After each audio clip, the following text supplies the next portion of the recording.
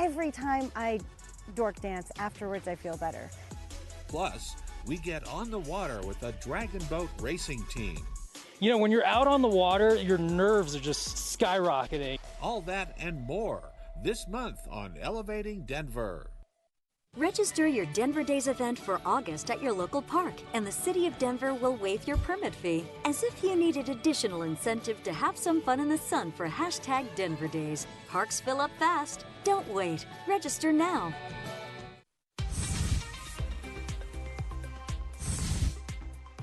During spring and summer, Denver often sees an increase in yard litter as well as overgrown weeds and vegetation. Some of the most common violations include shrubs extending out into traffic or over a sidewalk, trash and litter on a property, or overgrown weeds and grass. If you see a property that you think might be in violation, you can call 311 or submit a case on PocketGov.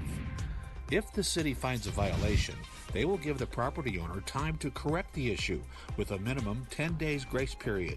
City inspectors will always work with property owners before resorting to issuing fines. Their main goal is to keep residents safe and Denver looking beautiful. Denver 311 and PocketGov, helping you navigate Denver city services.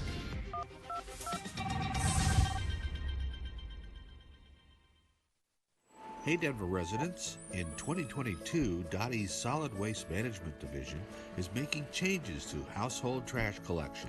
For many of you, this means your collection day for trash, recycling, and compost will change. You can confirm your large item and extra trash collection week, as well as your trash collection day, online at denvergov.org/reroute and in the Recollect app. Thanks for your support, Denver. Do you want to be active in your community, but you don't know when or where things are happening? Well, don't sweat it. Just check out the upcoming events calendar on denvergov.org. It's your one-stop shop for community meetings, online workshops, and more, so you can be fully informed and involved. You can even search by date, keyword, or even what neighborhood you live in. Plus, you can also see on what holidays the city is closed. The upcoming events calendar, yet another great feature on the all-new denvergov.org. Street sweeping season is starting in Denver. It runs April through November. So what we encourage people to do is go out and look at the red and white street sweeping signs on their block and then move their car on their street sweeping day. We ask people to move their cars so that we can sweep effectively. We want to get all the way to the curb line where dirt and debris tends to accumulate. Street sweeping helps us keep our environment clean, our neighborhoods clean. It removes dirt and debris off the streets, keeps it out of our air and water. Taking that debris off the street also prevents our stormwater inlets from getting clogged when it rains. So we want to clean that curb line the best we can. So we're out here reminding people to please move your cars for your street sweeping day. You can look at the red and white signs that are on your block to learn what day is your street sweeping day. You can also go to pocketgov.com where you can see your street sweeping schedule and sign up for reminders via email or text. So we encourage people to do that to avoid a street sweeping citation.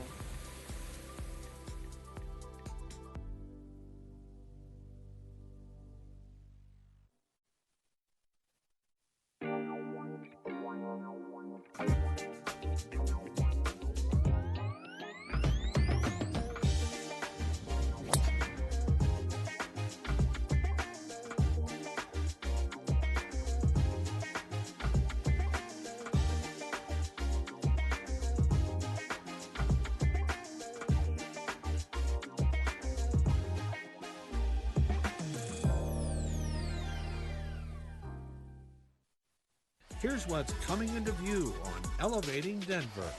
And Captain, number 92, Gabriel Landeskog. After 21 long years, the Stanley Cup finally made it back home to Denver, and this city was hungry for the victory. An estimated 500,000 people turned out for the parade and a rally in Civic Center Park. Here's some sights and sounds from fans and your favorite Avalanche players. I was here for both other wins when I was little, so it means a lot to me that we're here, we're celebrating again. I love the Avs, and I've been a fan since I was little, so it means a lot to me. We are proud to celebrate our Colorado Avalanche And today, by the power vested in me in the city and county of Denver, it's my honor that we can get the captain up here. Come on up here, Cap. To proclaim today's Stanley Cup champion Colorado Avalanche Day in Denver, Colorado.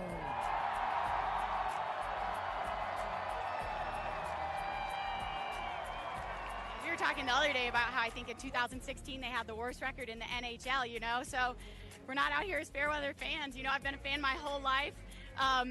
We were joking, my shirt has some nacho stains on it, but once we started winning, I couldn't wash it, you know, so. 21 long damn years. Been a long time, but we're back. We're back. But you could see what it meant in this city, this state, with all the parties, all the watch parties. You guys were behind us all the way, and this cup is for everybody here that supported this team. Congratulations to everybody here, every Colorado Avalanche fan. Thank you. Look at all these people here together, ethnicity, it doesn't matter what it is, even other fans of other teams, just here to celebrate, and it's a beautiful thing. We're here celebrating as one. Let's go Avs! I'm so happy to be able to be a small part of bringing this cup back to Denver, to our amazing fans in the city of Denver, because you guys deserve it. I love you. I appreciate it. Thank you for letting me be a part of it. This city has waited for so long. It's time to go, right? It's time to go. And we love you, Kale.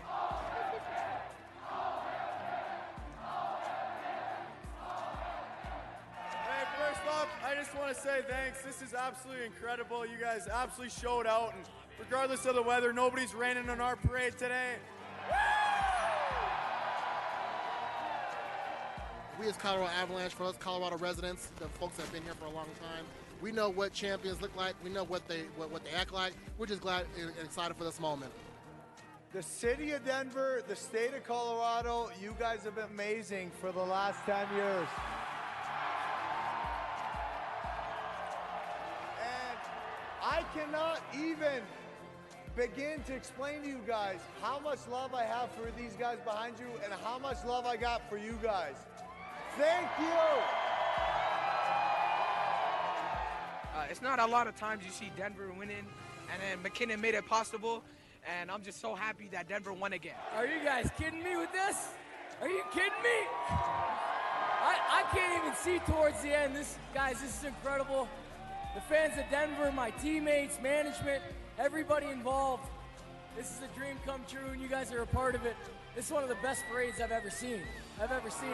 Lightning, thunder, it don't matter. We come with the Avalanche, baby.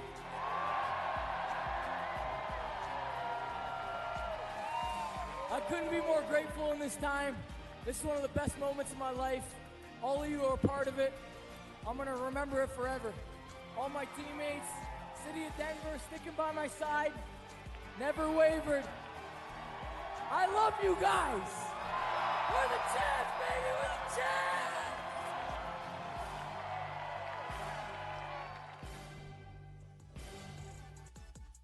Stay elevated by subscribing to the city's YouTube page and stay tuned to our social media channels for more content. Don't miss our new episodes of Elevating Denver, premiering each month. Thanks for watching, Denver.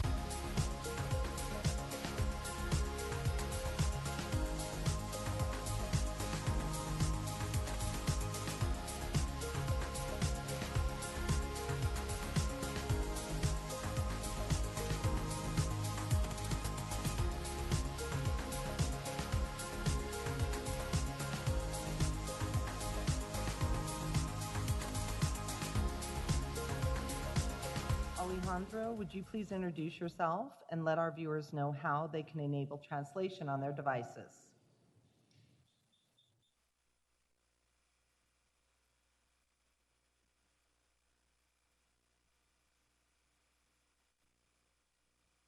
Instructions in Spanish. Hola a todos, muchas gracias por tenernos aquí con ustedes. De nuevo, mi nombre es Alejandro, estoy aquí con Sam de la Cooperativa Comunitaria de Lenguaje. Somos sus intérpretes de español. Si ustedes prefieren escuchar en español, van a poder seleccionar el icono de globo o mundo en la parte inferior a mano derecha en su pantalla. De ahí van a poder seleccionar el español y poner el audio original en mudo justo después. Muchas gracias. Thank you very much. Thank you, Alejandro.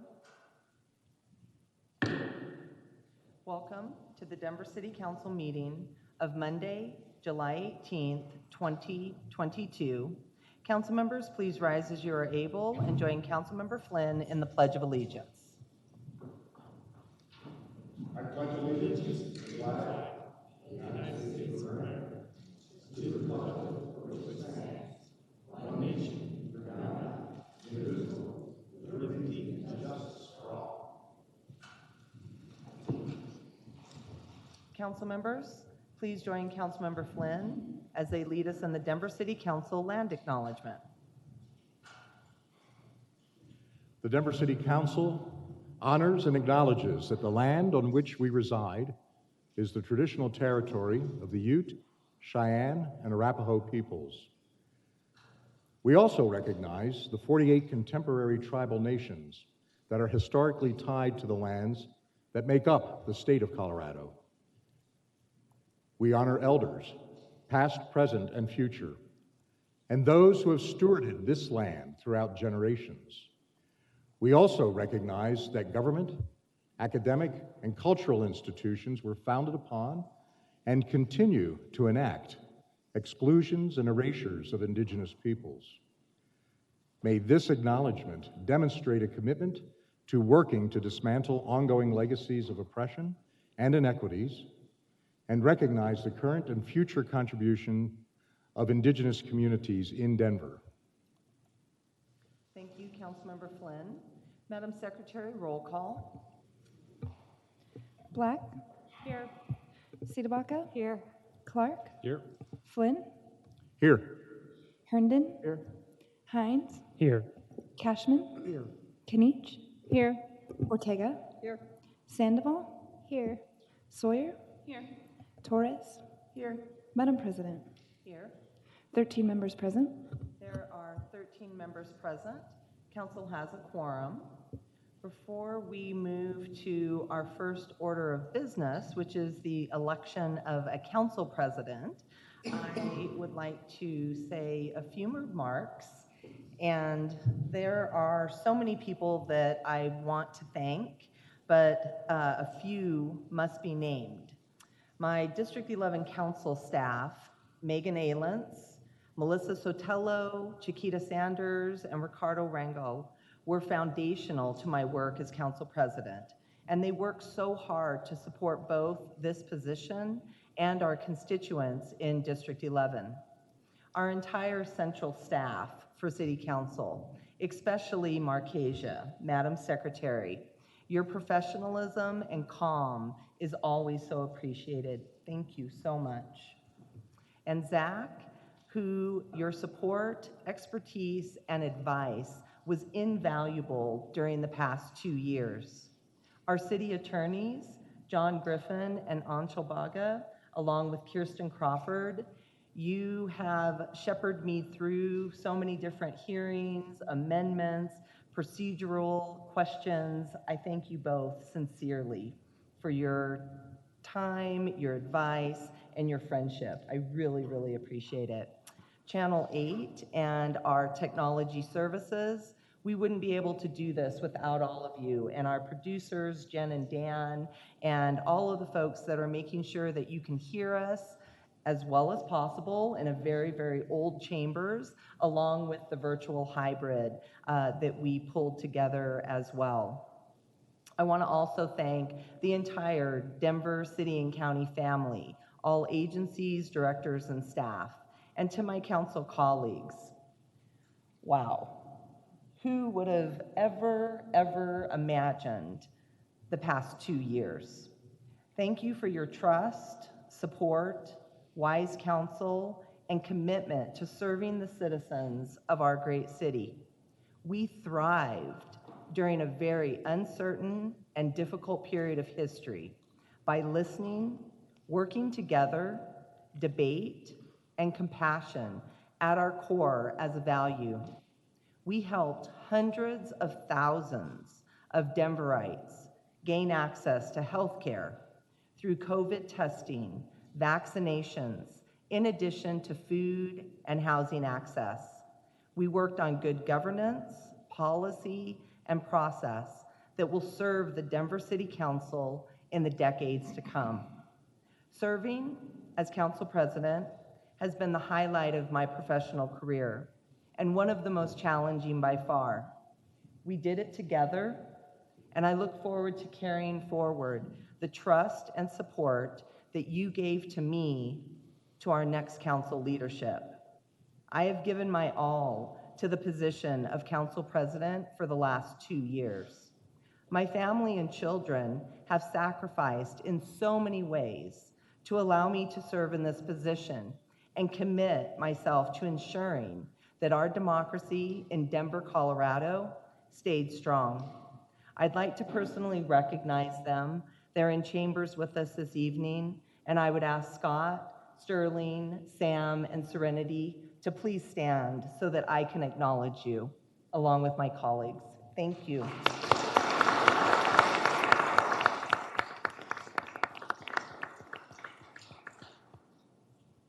And now, on to the election of council president, but before we go there, Councilmember Ortega. Yes, Madam President. I just wanted, excuse me, to take a moment and thank you for your leadership in this role during this tumultuous time that we all experienced. We had to get used to doing our meetings virtually. Excuse me. And I mean, just so much has happened in the last 2 years, and we're still not completely recovered from it. You know, we still have people getting sick, people still wearing masks, and, you know, part of that message is please be cautious, especially when you're around older people or folks that you know have not been vaccinated, and where you can encourage them to do so. But you've been a great leader for us, and we've become good friends. Appreciate your partnership in working on a unique approach to a homeless project that we haven't yet shared with our colleagues. It's not in Denver, but you've been right there helping to make sure that we're finding some creative solutions to how we address homelessness and create the connection to employment opportunities with livable wage jobs at the end. So thank you, and to your family, thank you for sharing her with all of us. Thanks. Thank you so much, Councilwoman Ortega. I really appreciate that. Councilmember Black. Thank you, President Gilmore. I wanted to also thank you and tell you how much I enjoyed working with you on good governance stuff, and also to share something that a lot of people probably don't know.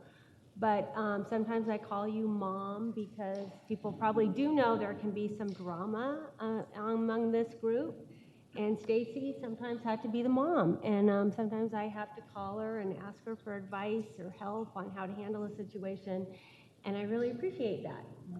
So thank you for that and for everything. Oh, thank you, Councilmember Black. I really, really appreciate that. And you know, none of us knew what we were getting into, especially when we ran for elected position, and we certainly did not know what we were getting into come March of 2020. But I am very proud of this body. We represented the city and county of Denver well, and her constituents very, very well during that time, and so thank you all. All right, well, we are going to move to our first order of business, and it is to elect a council president. The floor is open for nominations. Councilmember Cashman, your nomination. Thank you, Madam President. I'd like to nominate our Council President Pro Tem, District 3 Councilwoman Jamie Torres to serve as our next president. Thank you, Councilmember Cashman. Are there any other nominations? Nominations are then closed. Councilmember Flynn, will you make the motions for us this evening? Certainly, Madam President. Thank you. Thank you. Councilmember Flynn, we need a motion to elect a council president. Thank you. I move that Councilmember Torres be elected to serve as council president. Thank you. It's been moved and seconded. Comments by members of council? Councilmember Cashman? Yeah, thanks again, Madam President. I couldn't be more honored to nominate Councilwoman Torres to lead council over the next year. Her roots in Denver run deep. She's a third-generation Denverite. She's lived in her Villa Park neighborhood for some 30 years. While she has only served on council for the past 3 years, she's had the advantage of sitting at your side, Madam President, helping to navigate the unprecedented challenges that we've all spoken about, of directing our body during such tumultuous times, the challenge of working with 13 council members and their staff, the central staff, and so on, no less the challenges of social unrest and this remarkable and continuing pandemic we're all living with and through. In addition, our President Pro Tem did not come as a neophyte to city government when she ran for city council. She served for 18 years with the Agency for Human Rights and Community Partnerships. In her final years with HRCP, she was not only a deputy director of the agency, but she served at the same time as director of the Office of Refugee and Immigrant Affairs, an agency that she actually founded back in 2005, having realized the need for greater degree and greater attention to the immigrant community. If confirmed by this body, she will take the helm steeped in the principles of equity and a firm devotion to traditionally underserved populations. In her time on council, I've watched Councilwoman Torres become a relentless advocate for her district and those across our city who need a greater degree of support. I believe the councilwoman is an independent thinker that is prepared to lead council with strength as we prepare to welcome some new council members as well as a new administration. And I look forward to her leadership. Thank you, Madam President. Thank you, Councilman Cashman. I'll go ahead and round out with my remarks. Council Pro Tem Torres, your steady advice and leadership and being a very strong thought partner during the last 2 years was invaluable. There's a lot of different topics that we agree very closely on. There's some that we might differ.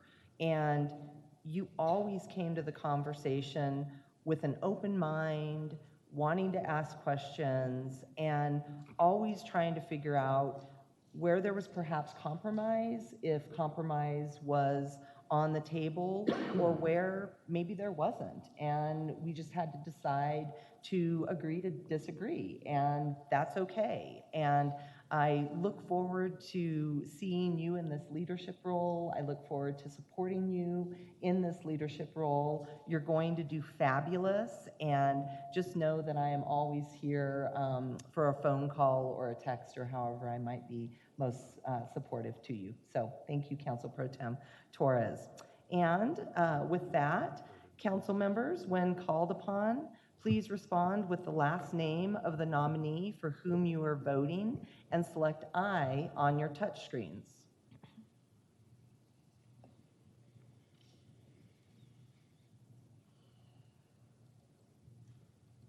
Madam Secretary, roll call.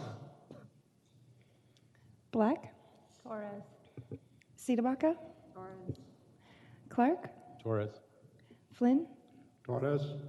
Herndon? Torres. Hines? Torres. Cashman? Torres. Kinich? Torres. Ortega? Torres. Sandoval? Torres. Sawyer, Torres. Torres. Torres. Madam President. Torres. Madam Secretary, please close the voting and announce the results. 13 Torres. 13 Torres. Councilmember Torres has been elected to serve as council president. Congratulations.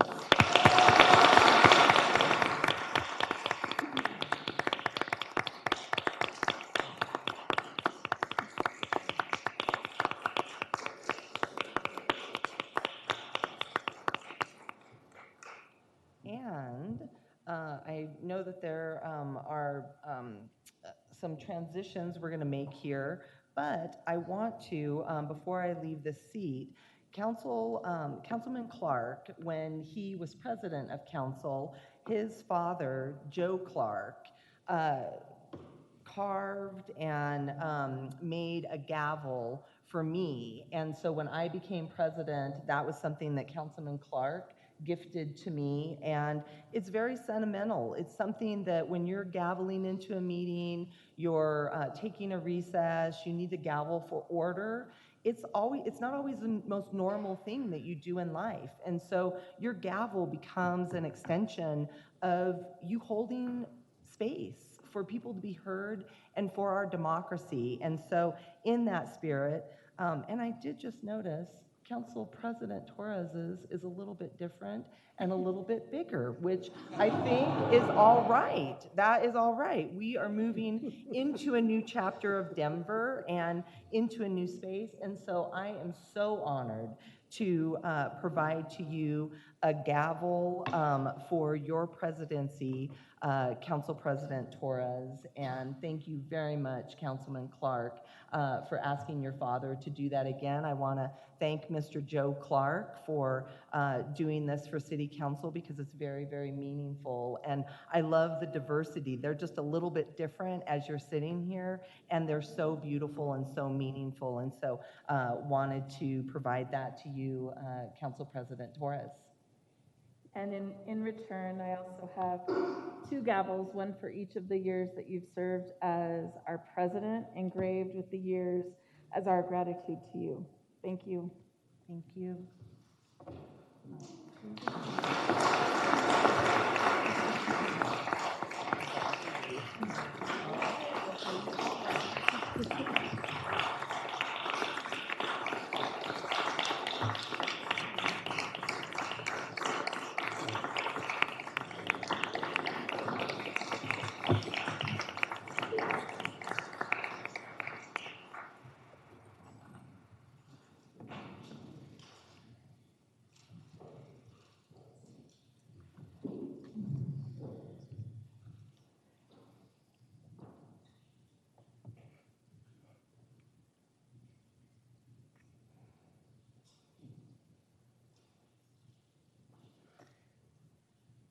Trying to sign into the computer. I'll get it a second. Thank you all very much. If you allow me a couple minutes for comments. I thank my colleagues for your vote and for your partnership, most importantly. We cannot fully deliver for residents in Denver without working together and really pushing the envelope where we can. Thank you. Gratitude to Councilwoman Gilmore for her service as president for the past 2 years. I appreciate your openness and graciousness and your leadership. I also acknowledge Paul Lopez, Rosemary Rodriguez, Ramona Martinez, and Sam Sandos, all prior District 3 council members dedicated to West Denver communities and to this city, mentors and touchstones for our community. Many of us on this dais and so many of our predecessors were denied an opportunity to lead, dismissed or undervalued. So I take this role with a great deal of humility and responsibility. Thank you to my family, to my husband, and to the West Side. Thanks, everyone.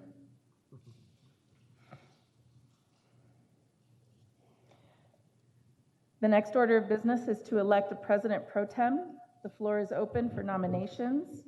Councilmember Clark, your nomination. Thank you, Council President.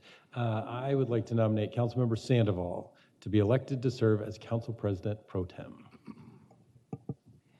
The nomination of Councilmember Sandoval has been placed on the floor. Are there any other nominations? Let's see on the screen. Nominations are closed. Councilmember Flynn, we need a motion to elect a council president pro tem. Thank you. I move that Councilmember Sandoval be elected to serve as Council President Pro Tem. One moment, please.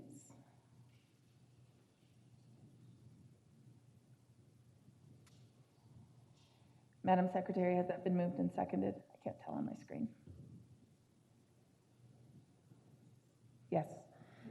Thank you. It has been moved and seconded. Comments by members of council.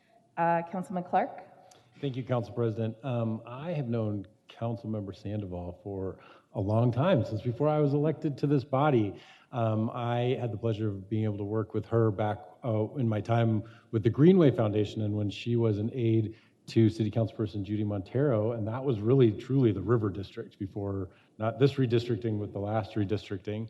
But then I really got to know her and work with her during my first term in office when she was aide to Councilman Rafael Espinoza.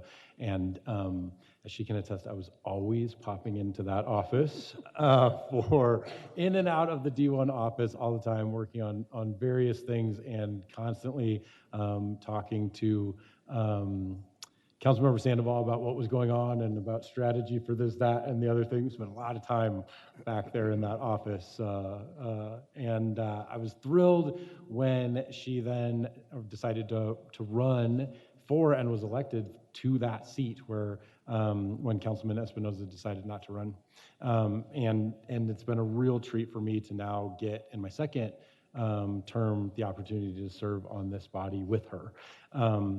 She has such deep roots. I mean, I don't think there are roots that get any deeper than what Councilmember Sandoval has in this community that she now gets to represent. And it's been inspiring to me to see all the different ways that that has played out and that she has been able to use her skills to engage and activate and now represent this community.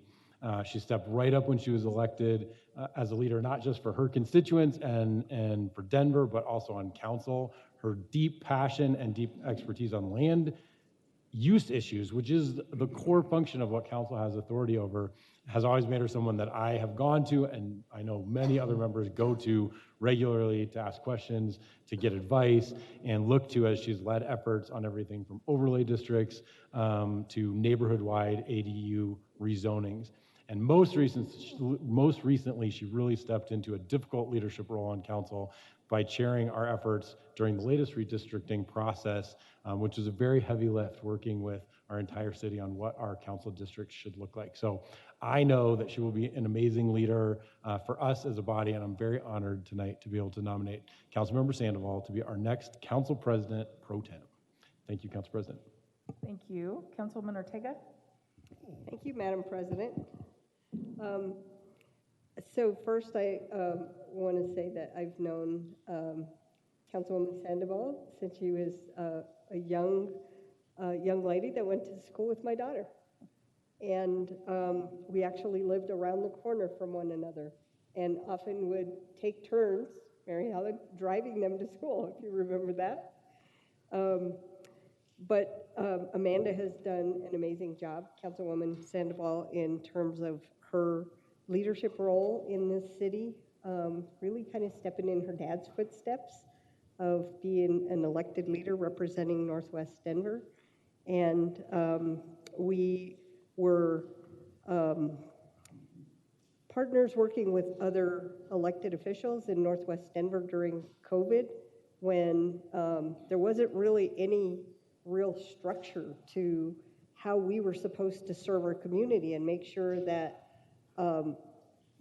vaccine tests, eventually the vaccines, places for people in our community who are not connected to big healthcare systems could go to access these resources. And the electeds from Northwest Denver, that included our state legislators, our school board members, our 3 council members, and our RTD district director, just kind of locked arm in arm and said, we're going to figure it out.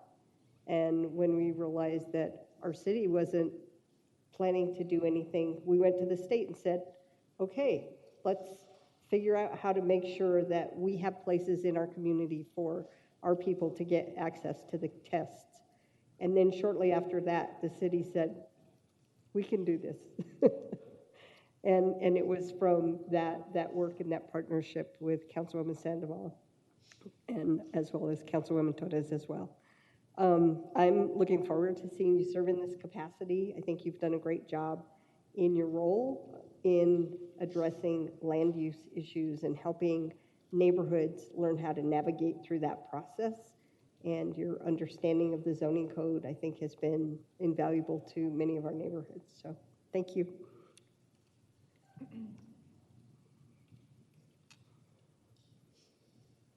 One moment. Council members, when called upon, please respond with the last name of the nominee for whom you are voting and select I on your touch screens. Madam Secretary, roll call. Black, Sandoval. Cederbaca, Sandoval. Clark, Sandoval. Flynn, Sandoval. Gilmore, Sandoval. Herndon, Sandoval. Hines, Sandoval. Cashman, Sandoval. Knich, Sandoval. Ortega, Sandoval. Sandoval, Sandoval. Sawyer. Sandoval. Madam President. Sandoval. Madam Secretary, please close the voting and announce the results. 13 Sandovals. 13 Sandovals. Councilmember Sandoval has been elected to serve as Council President Pro Tem. Councilmember Sandoval, do you have any comments? Yes, thank you, Council President, and congratulations on your new election. So I'd have to start by thanking my staff and my family. But I would like to start by saying thank you to my staff, Gina, who runs my office with such grace and style. Thank you, Gina, for being by my side for the past 6 years.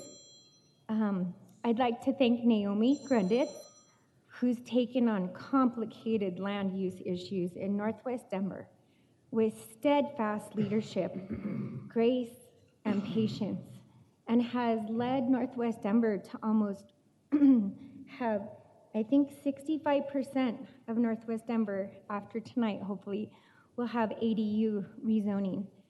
And Devin, who's newer to our office, but has added to my office, who's doing community outreach with such enthusiasm, which these jobs aren't always enthusiastic, and he comes to work with such enthusiasm, it is inspiring for all of us. Next, I'd like to thank my mom, Mary Helen, who social justice work is my North Star, and who's just been by my side through thick and thin. So thank you, Mom, for being here. Our 2 kids, Bella and Alex, where they know I bring my job home, and they hear me talking, and they're so kind and so patient and so loving. Thank you both for allowing me to be in this position and supporting me. And thank you to my husband, Michael, where it's not always easy to be the arm candy, like you like to say. That's his term. And it's overwhelming at times, and you do it with grace. And so thank you all. And I'm incredibly excited to work with Council President Torres in the upcoming year. And I'm grateful for my colleagues' trust in this new role. I will work to support my colleagues on the many complicated and pressing issues facing Denver. As we carry out the work of the people and for the people, I'm always reminded, as a public servant, we stand on the shoulders of those who came before us. And those shoulders are great. I come from serving as a council aide to Councilman Espinosa, where my passion for land use was able to be grown, and he taught me great lessons. And Councilwoman Judy Montero, who hired a waitress from La Casita, who is having a hard time, whose dad just had passed away, and saw a community activist and believed in someone.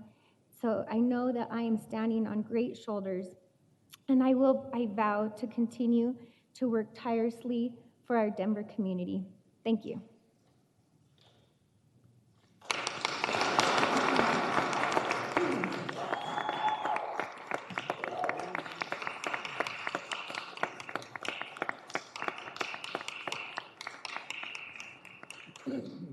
Congratulations, Councilwoman Sandoval. Approval of the minutes. Are there any corrections to the minutes of July 11th? Seeing none, the minutes stand approved. Council announcements. Are there any announcements? Councilmember Flynn. Thank you, Madam President. I know that there are a lot of folks in Denver who follow the schedule for the Denver Municipal Band, and I want to let folks know that there's going to be a very, very special Denver Municipal Band concert in Council District 2 this Saturday in Harvey Park, the first time we're back in person in the park. The reason it's special is because of Harvey Park and the program that night. And I hope that my colleagues bear with me while I relate a little history. Back in the 1920s, the land that is now Harvey Park was a cattle ranch. In 1924, that ranch was purchased by one of the most famous celebrities in all the world. His name was Paul Whiteman. Paul Whiteman was a graduate of North High School.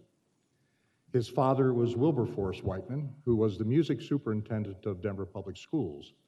In 1924, Wilberforce Whiteman retired with his wife. In fact, Whiteman Elementary in East Denver is named for him. Their son, Paul Whiteman, had gone on to form what was known as the Paul Whiteman Orchestra. It was the most famous big band in the 1920s. It was a precursor to the big band era of the 30s and the 40s. And Paul Whiteman was a son of Denver. At the same time, he was buying the cattle ranch and building the house that still stands at Tennyson and Iliff, by the way, behind an iron fence for his parents. That same time, he was putting an ad in the New York papers challenging, goading, teasing George Gershwin to compose an American concerto. Gershwin reads this in the New York papers. He says, the Paul Whiteman Orchestra is going to premiere a new American concerto by none other than George Gershwin. He reads it, he says, what? I didn't agree to this. But once he's been called out, he's got to do it. And he put together one of the most well-recognized pieces of American classical music that we have known, and that is the Rhapsody in Blue. I have begged, cajoled, pleaded with the Denver Municipal Band when they play in Harvey Park to come down and play Rhapsody in Blue for about the last 7 years. And this year, they have done it, and they are bringing in a soloist on the piano. They're going to haul a special piano in for the performance.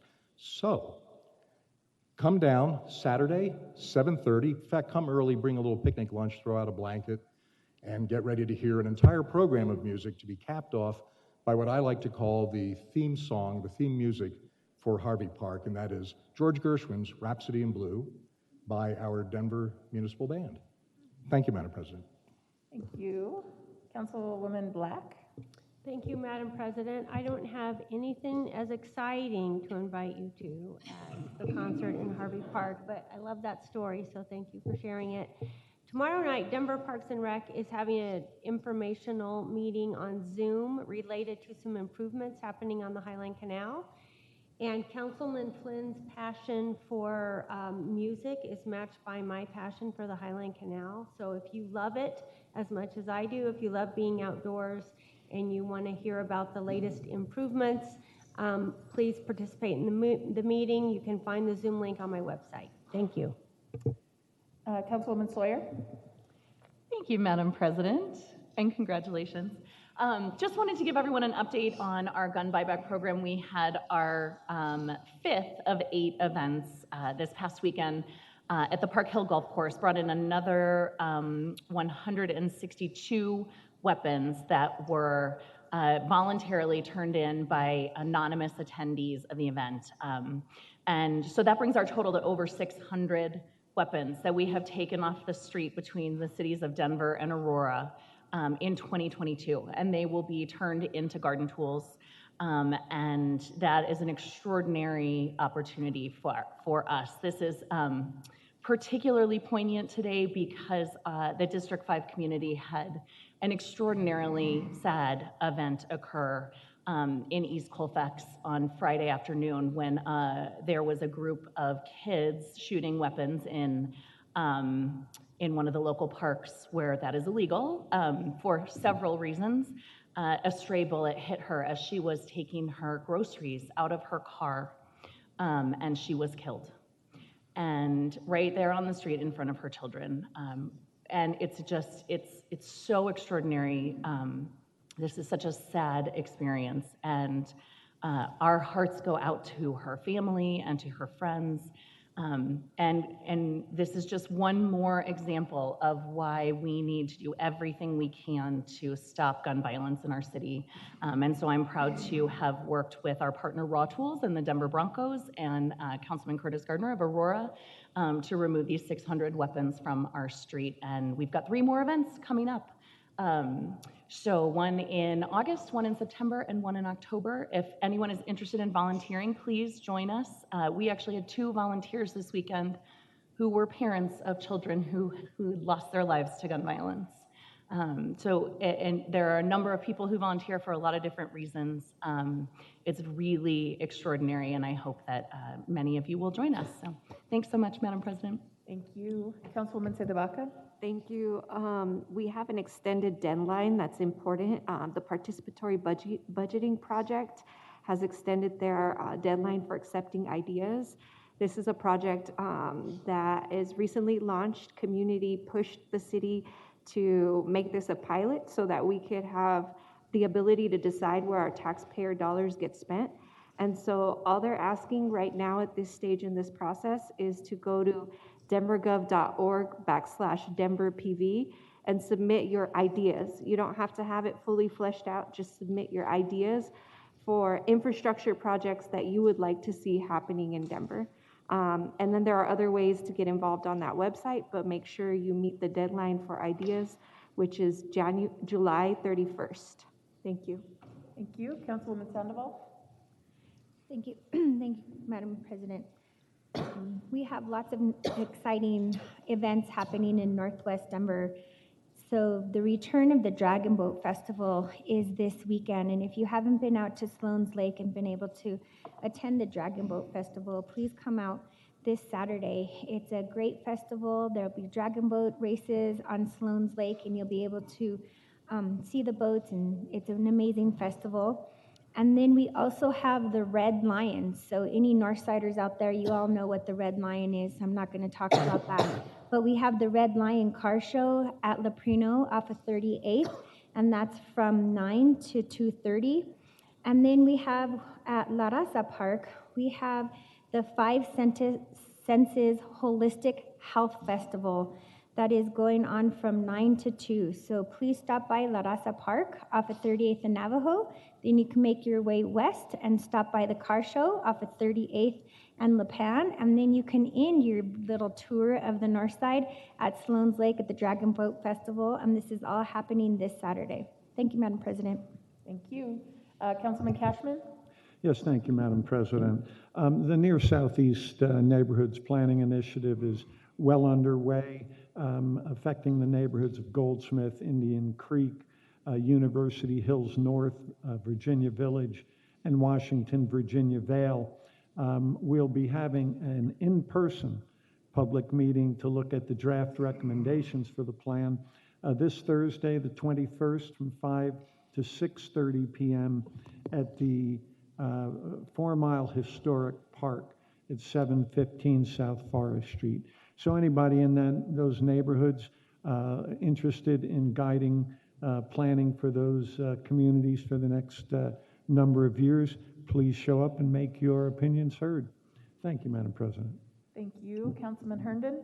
Thank you, Madam President. I wanted to acknowledge and congratulate the Military Basketball Association. This past weekend on the Auraria campus, they had their second Military Basketball Association tournament here in Denver at the Auraria campus. And if you're not familiar with it, We have just over 10 basketball teams from all over the nation, based off, depending on where they are stationed, come together in a basketball tournament. But it is more than that, because we're trying to draw attention to the impacts of veteran suicide and how we lose veterans on a sadly high number. And I want to appreciate all those that participated, our sponsors. I want to thank the Denverite for doing an article this year on that program. So if you have not had a chance to see that, please read that article so you can learn more about the Military Basketball Association, and I look forward to them coming back next year. Second of all, I wanted to give you a piece of fun city council trivia. If you're not familiar with the Denver Metro Chamber Leadership Foundation, they have done a program called Leadership Denver for over the past 40 years, where they have had civic leaders come in to learn how to become better leaders in their fields and how to make a greater impact in their community. And they have classes every year, and they always joke about which is the best class ever. Well, if you're unaware, this city council has 3 members who are part of one class.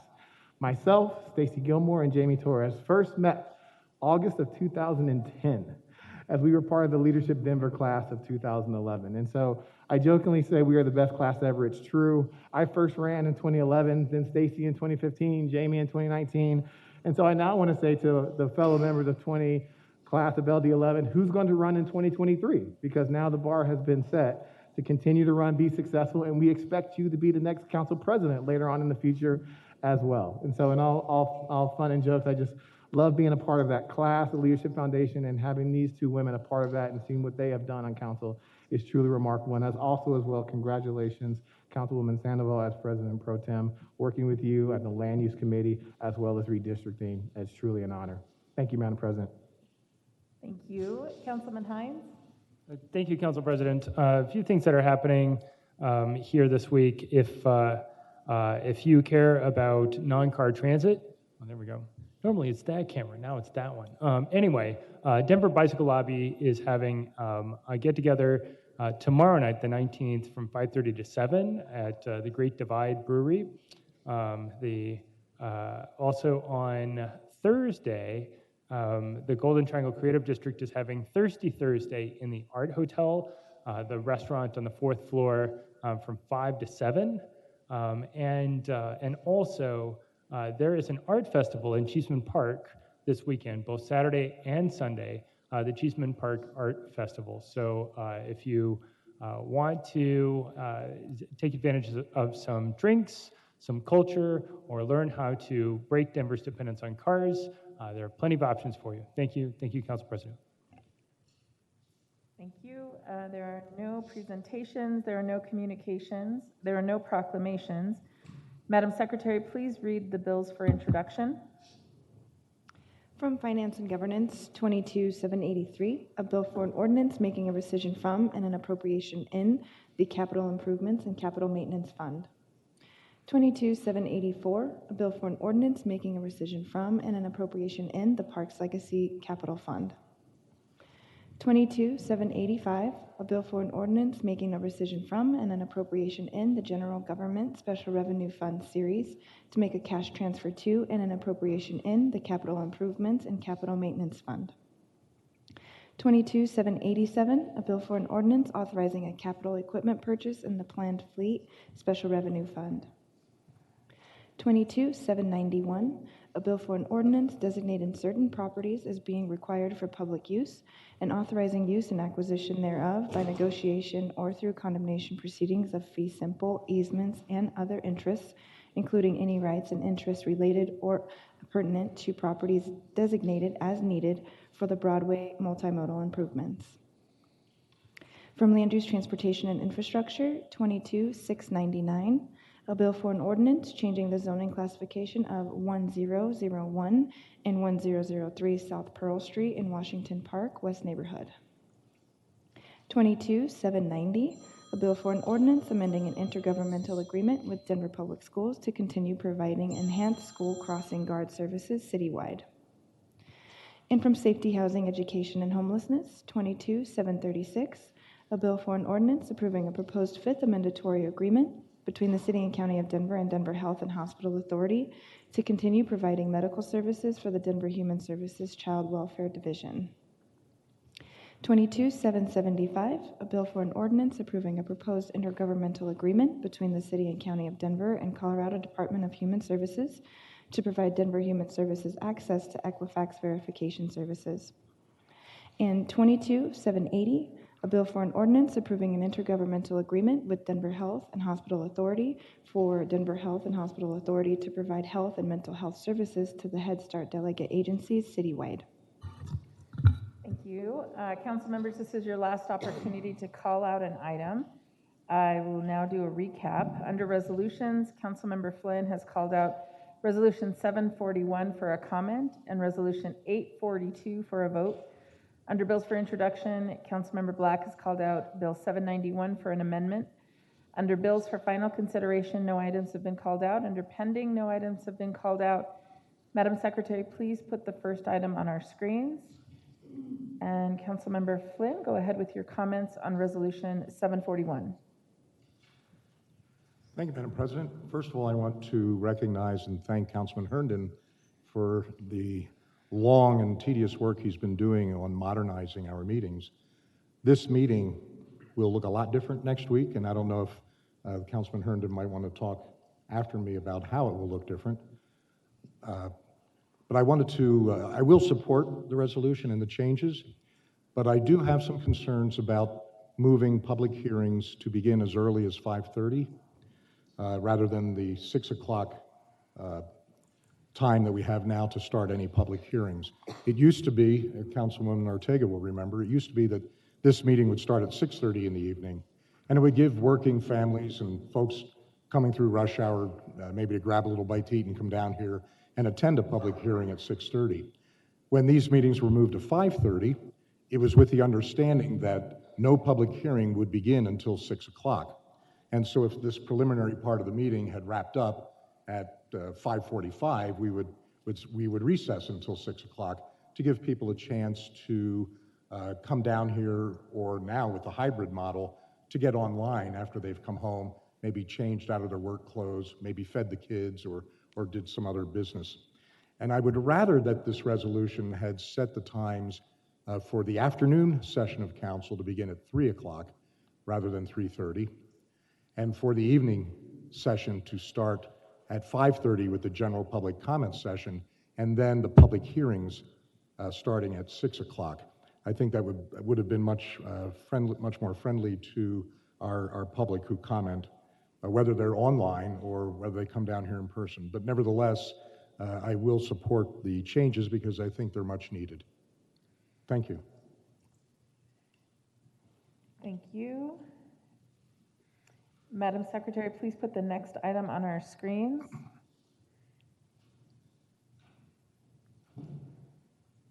Councilmember Flynn, will you please put Resolution 842 on the floor for adoption? Thank you, Madam President. I move that Council Resolution 22-0842 be adopted.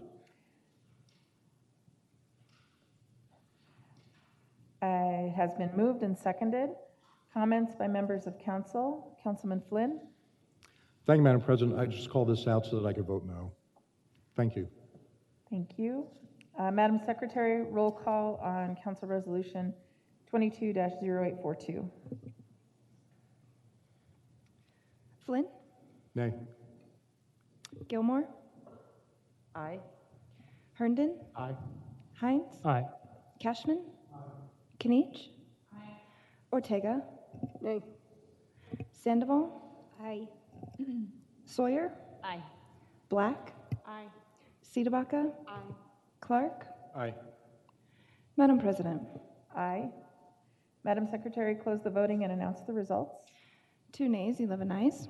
11 ayes. Council Resolution 22-0842 has been adopted. Madam Secretary, please put the next item on our screens. Councilmember Flynn, will you please put Bill 791 on the floor for publication? Thank you, Madam President. I move that Council Bill 22-0791 be ordered published. It has been moved and seconded.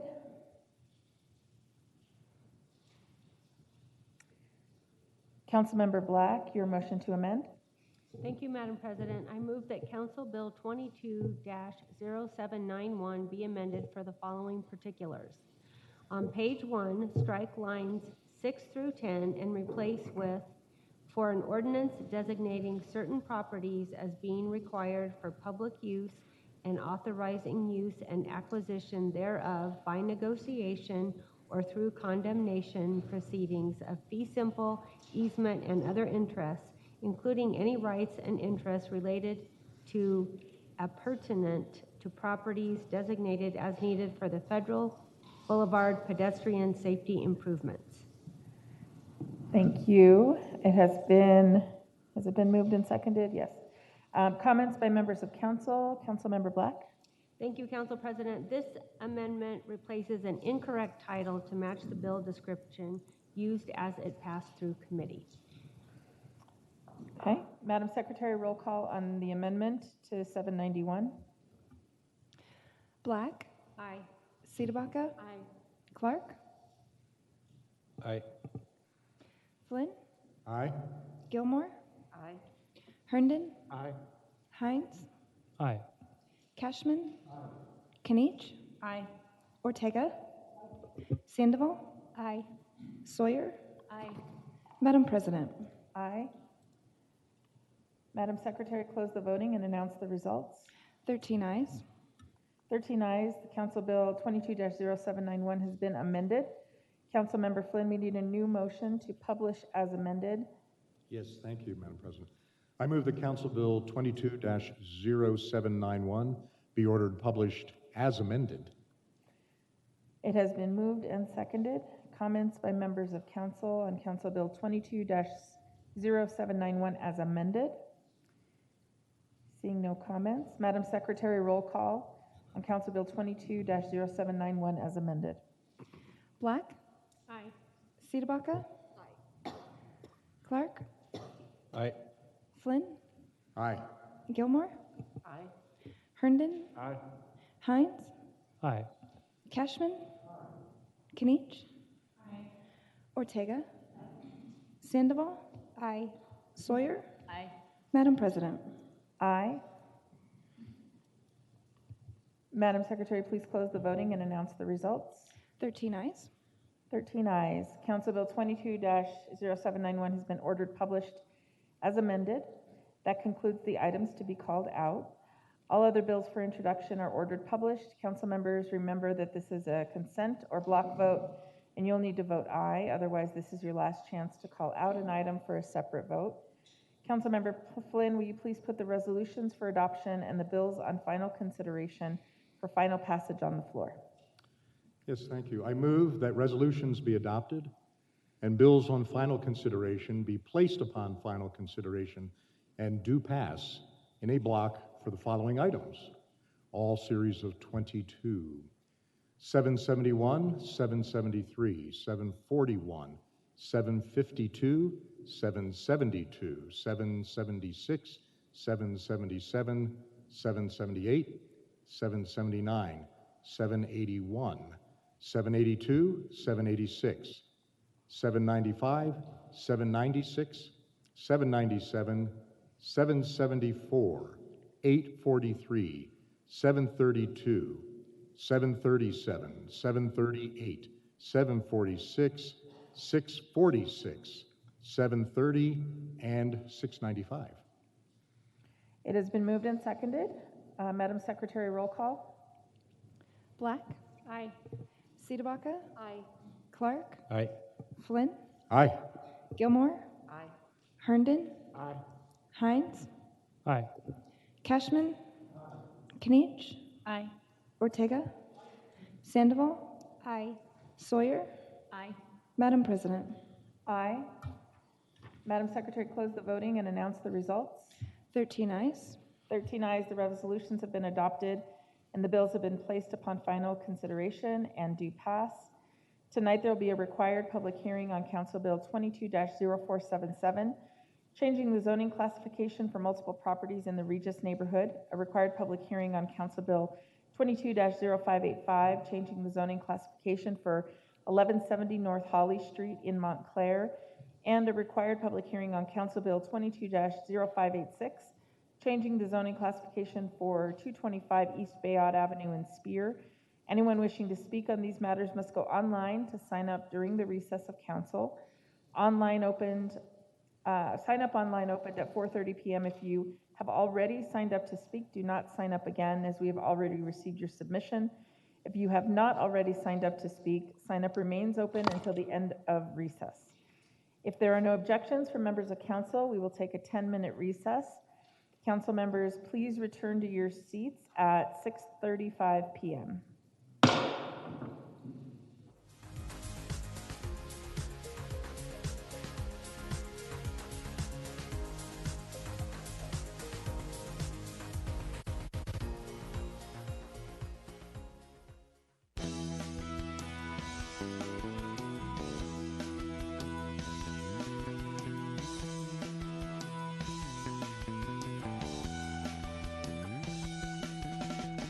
Denver Film and the Denver Museum of Nature and Science join forces to untangle fact from fiction in your favorite science fiction films. Museum scientists and Vincent Peturo, English and film professor at MSU Denver, watch and discuss the 1933 classic King Kong.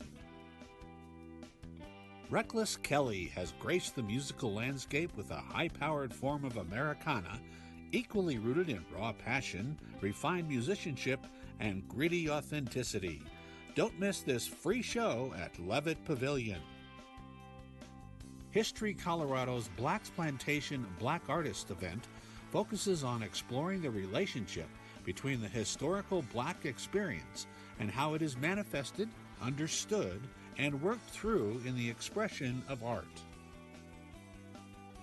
Possessing one of the most outstanding and instantly recognizable voices in music, Grammy Award-nominated singer, songwriter, and actor Josh Groban joins Your Colorado Symphony live at Red Rocks Amphitheater. Immerse yourself in the gardens with a horticulturist as your guide. Gain insight into living museum collections and walk away with gardening tips from an expert. Please note that every tour has its own emphasis and is led by a different horticulturist. The Colorado Dragon Boat Festival features dragon boat races, a marketplace of gifts, artisans, and food, the Dragonland Interactive Children's Area, and over 100 performances on 5 stages, all centered on traditional and contemporary Asian American culture. Sing 2 was a huge hit, and we're planning a pre-film karaoke contest with film-related prizes. Join us for an evening of entertainment and fun. Pre-film activities start at 7 p.m. and films begin at dusk. And that's a quick look at what's happening in Denver this week.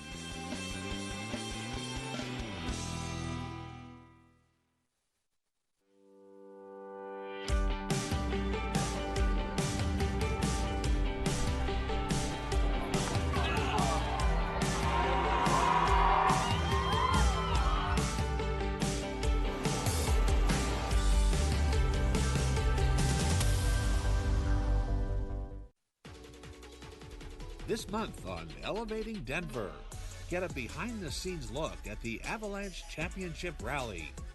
Learn how to dance like a dork while addressing mental health concerns. Every time I dork dance, afterwards I feel better. Plus, we get on the water with a dragon boat racing team. You know, when you're out on the water, your nerves are just skyrocketing. All that and more this month on Elevating Denver. Register your Denver Days event for August at your local park, and the City of Denver will waive your permit fee. As if you needed additional incentive to have some fun in the sun for #Denver Days. Parks fill up fast. Don't wait. Register now.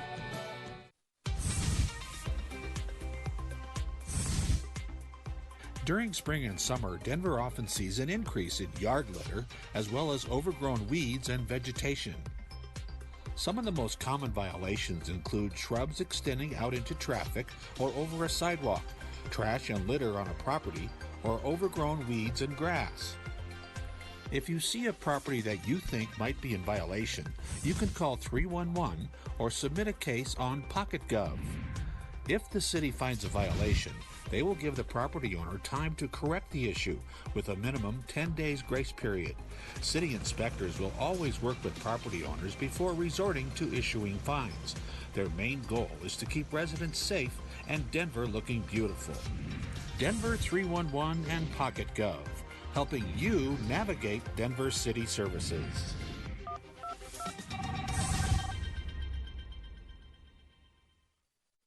Hey Denver residents, in 2022, Dottie's Solid Waste Management Division is making changes to household trash collection. For many of you, this means your collection day for trash, recycling, and compost will change. You can confirm your large item and extra trash collection week, as well as your trash collection day, online at denvergov.org/reroute and in the Recollect app. Thanks for your support, Denver. Do you want to be active in your community, but you don't know when or where things are happening? Well, don't sweat it. Just check out the upcoming events calendar on denvergov.org. It's your one-stop shop for community meetings, online workshops, and more, so you can be fully informed and involved. You can even search by date, keyword, or even what neighborhood you live in. Plus, you can also see on what holidays the city is closed. The upcoming events calendar, yet another great feature on the all-new denvergov.org. Street sweeping season is starting in Denver. It runs April through November. So what we encourage people to do is go out and look at the red and white street sweeping signs on their block and then move their car on their street sweeping day. We ask people to move their cars so that we can sweep effectively. We want to get all the way to the curb line where dirt and debris tends to accumulate. Street sweeping helps us keep our environment clean, our neighborhoods clean. It removes dirt and debris off the streets, keeps it out of our air and water. Taking that debris off the street also prevents our stormwater inlets from getting clogged when it rains. So we want to clean that curb line the best we can. So we're out here reminding people to please move your cars for your street sweeping day. You can look at the red and white signs that are on your block to learn what day is your street sweeping day. You can also go to pocketgov.com where you can see your street sweeping schedule and sign up for reminders via email or text. So we encourage people to do that to avoid a street sweeping citation.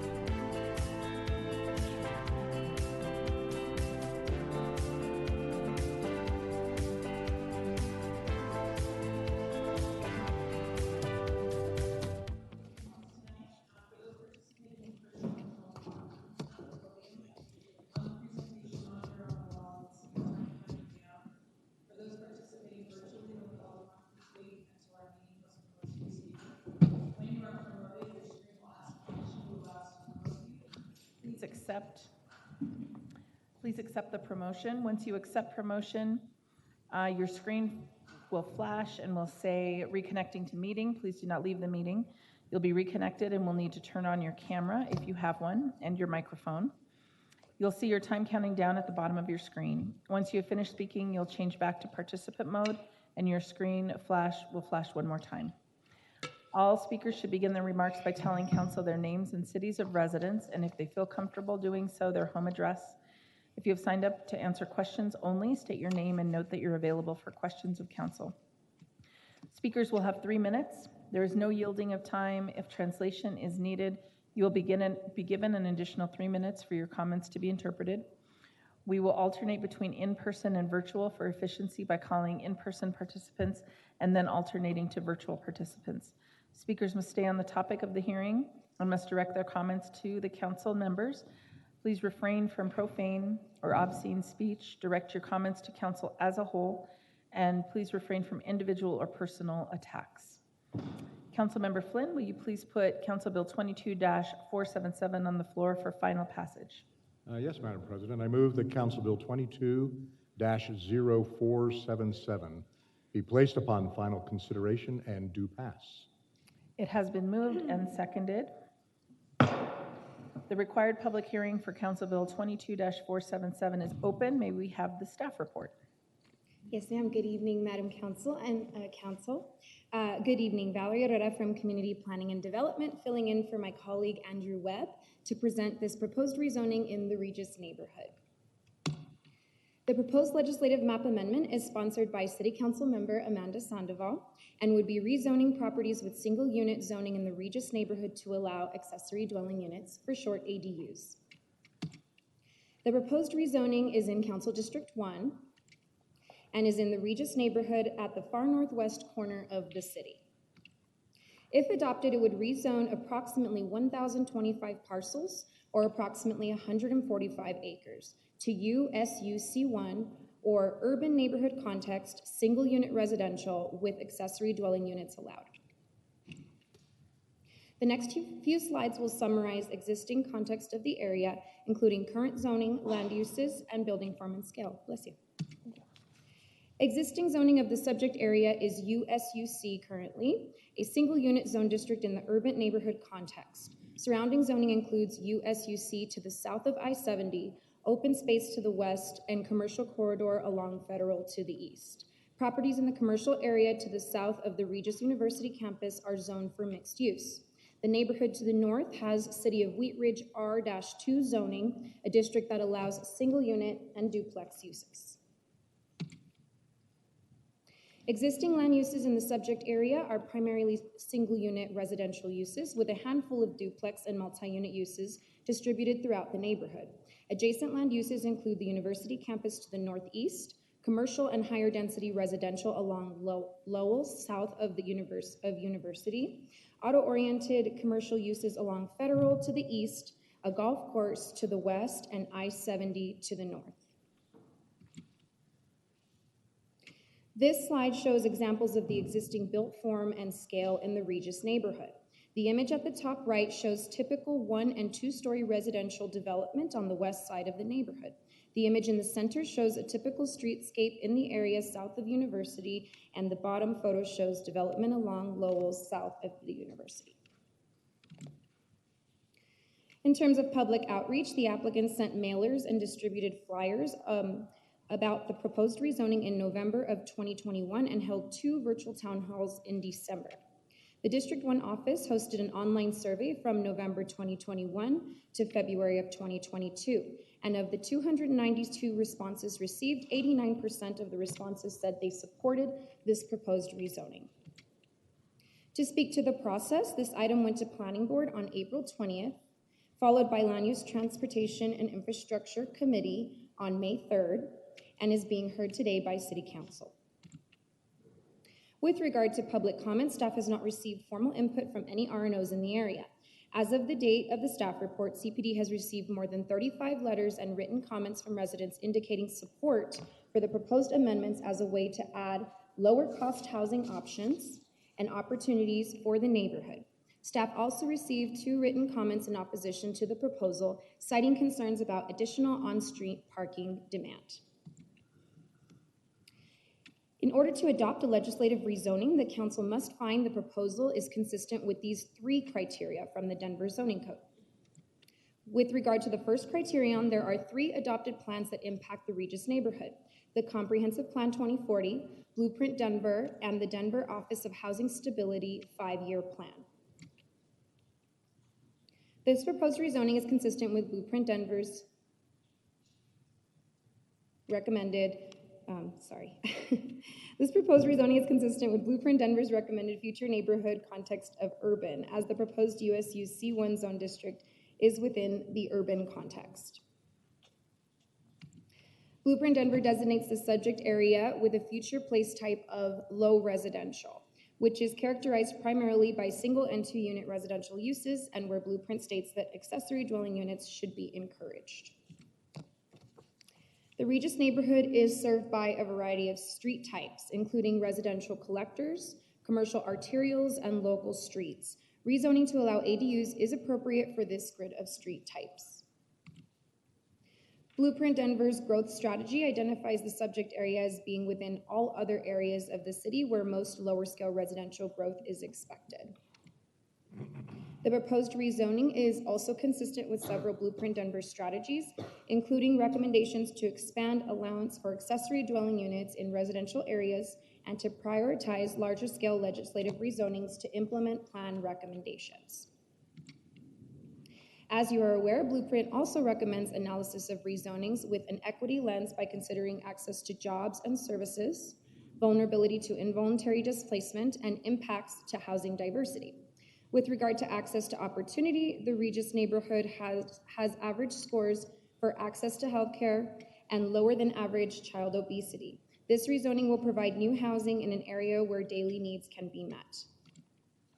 With regard to vulnerability to displacement, the Regis neighborhood is generally less vulnerable due to a higher than average household income and higher than average % of home ownership. This proposed rezoning will allow more property owners to establish an accessory dwelling unit on their property, which can be an opportunity to build wealth and help keep current residents in place and provide more housing options for households who are vulnerable to displacement. Finally, with regard to housing diversity, this area has a lower than average number of lower cost missing middle housing and rental housing. This proposed rezoning will help increase the availability of both. The proposed rezoning furthers several recommendations of the host's 5-year strategic plan, including recommendations to encourage smaller scale development and affordable housing and expansion of accessory dwelling units. Regarding the other 2 criteria, this rezoning to USU C1 will result in the uniform application of zone district building form, use, and height regulations. The proposed rezoning will also improve public health, safety, and welfare by introducing a new type of housing in the area that allows people with a range of income levels to continue to live in the neighborhood, and by allowing limited infill development with a modest increase in housing units that provide opportunities for existing and new residents while maintaining the character of the neighborhood. With that, staff recommends approval of this proposed rezoning, case number 2021I-00202, based on the finding that all review criteria have been met. Thank you. Thank you. We have 5 individuals signed up to speak this evening. We will start with Tyler Summers.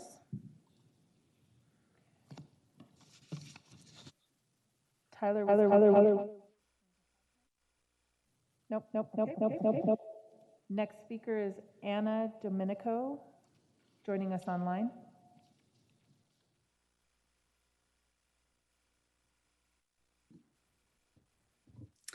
Can you hear me?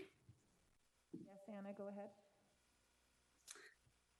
Hi, I just wanted to speak quickly in support of this. I saw this happening in other neighborhoods, and as a resident who also had grandparents who grew up in the same area, I hear these competing competing concerns about lack of affordable housing, as well as the neighborhood changing too much and too quickly. And I feel like this is a great way to address both, where you can add additional housing, but you don't have to change the neighborhood much at all.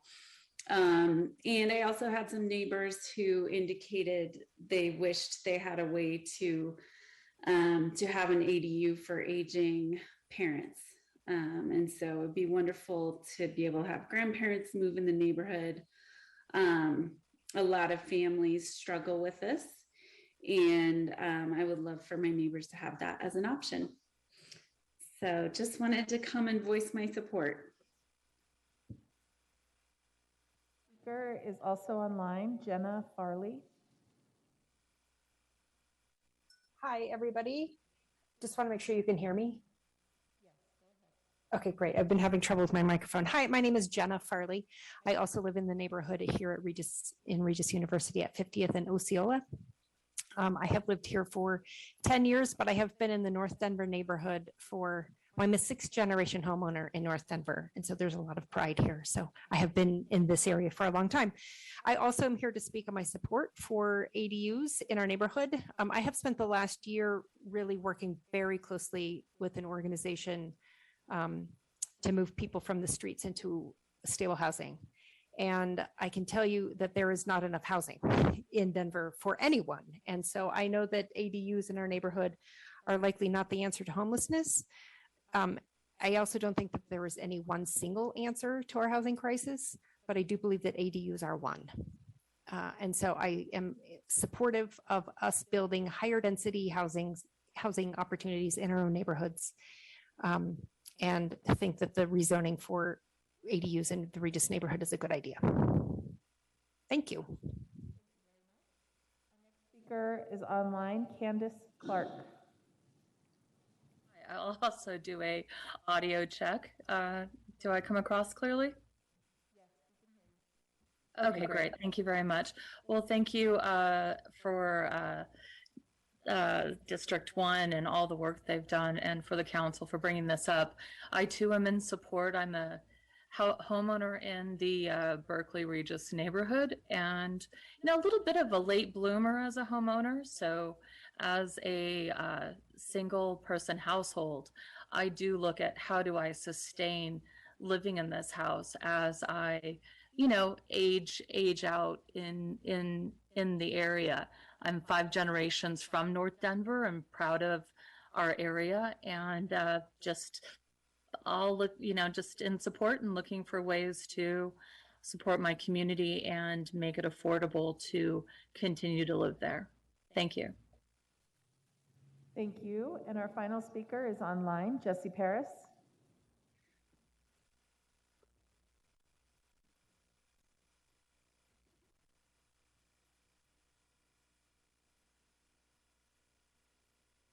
Good evening, members of council, those watching at home. This is Sean Paris, and I'm representing for Black Star Action Movement for Self-Defense, Positive Action Committee for Social Change, as well as the Unity Party of Colorado, the East Denver Residents Council, Frontline Black News, and I will be the next mayor of Denver in 2023. I'm in favor of this rezoning tonight. As the previous speakers have already spoken to, affordability is much needed in this city and in this town.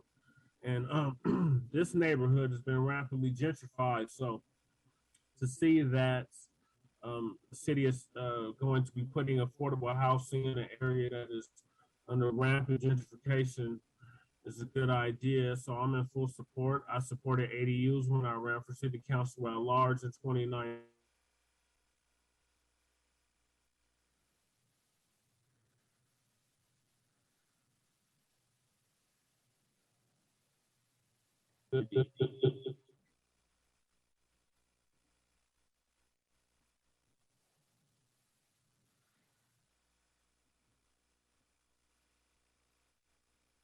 Your connection froze. If you want to turn off your video.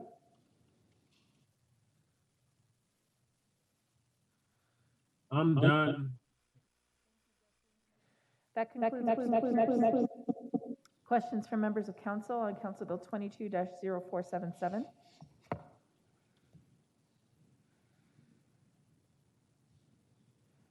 Okay, seeing none, public hearing is closed. Comments by members of council on Council Bill 22-477. Councilmember Sandoval. Thank you, President Torres. First and foremost, I'd like to thank Naomi Grundens from my office for taking on such important land use roles in Northwest Denver. I remember sitting down with her in 2019 and charting a path, and I don't think that neither one of us had charting the path of rezoning all of Northwest Denver to allow accessory dwelling units was in our game plan, and we quickly pivoted once the community came to us. So thank you so much, Naomi, for your steadfast leadership and work getting us here to this tonight with Regis. As we all know, up here in Blueprint Denver, when it was adopted in 2019, it called out the need to rezone neighborhoods by neighborhoods, not one-off rezonings. So I took that seriously, and this will be the third rezoning of a neighborhood that I've brought forward.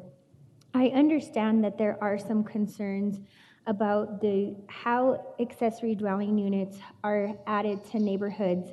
And as I was working on rezoning neighborhood by neighborhood, I went to the executive director, Laura Aldretti, and talked to her about my concerns. Therefore, we have an accessory dwelling unit task force that is currently being worked on. We have two of our council members, Council Member Black and Councilmember Herndon, currently sit on that task force, and they're going to talk about parking. They're going to talk about adaptive reuses. I have an older neighborhood that has older houses, and so I'd like them to be adaptively reused.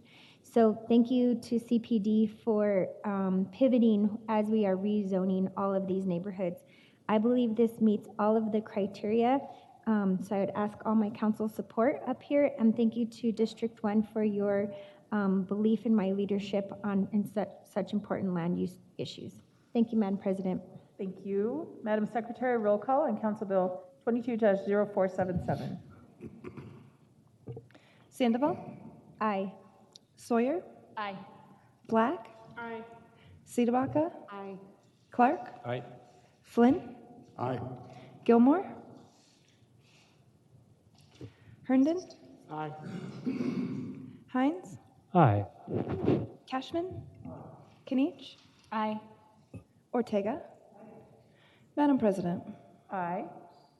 Madam Secretary, close the voting and announce the results. 12 ayes. 12 ayes. Council Bill 22-0477 has passed. Councilmember Flynn, will you please put Council Bill 22-0585 on the floor for final passage? Yes, Madam President, I move that Council Bill 22-0585 be placed upon final consideration and do pass. It has been moved and seconded. The required public hearing for Council Bill 22-0585 is open. May we have the staff report? Good afternoon, City Council members. My name is Rob Haig. I'm an Associate City Planner with CPD and Planning Services. Today I'm going to give a brief overview and present the staff recommendation for the map amendment request at 1170 North Holly Street. Subject property is located in Council District 5 in the Montclair neighborhood. The applicant is requesting a rezone from Urban Edge Single Unit DX to Urban Edge Single Unit D1X. This zone district allows for an accessory dwelling unit to be built on the property, but otherwise all form and use standards would remain the same. Subject property is currently zoned ESUDX. And as you can see on this map, the surrounding area immediately adjacent to the property is also zoned ESUDX. The current land use of this subject property is single unit residential, and the majority of the properties in the surrounding area are also single unit residential. This slide shows the character of the subject property in the surrounding area. The photos in the bottom left and the top right show the subject property where it fronts on Holly, 12th, and Ivanhoe Street. The photo in the top left is a characteristic view of the residential character in the surrounding area. All informational notices were sent and public notices were posted. Planning Board voted unanimously to forward a recommendation of approval on the May 4th Planning Board hearing. To date, staff has not received any public comment specific to this rezoning request. The Denver Zoning Code has 5 review criteria used for evaluating rezoning proposals. The first criteria requires consistency with adopted plan guidance, including Comprehensive Plan 2040, Blueprint Denver, and the East Area Plan.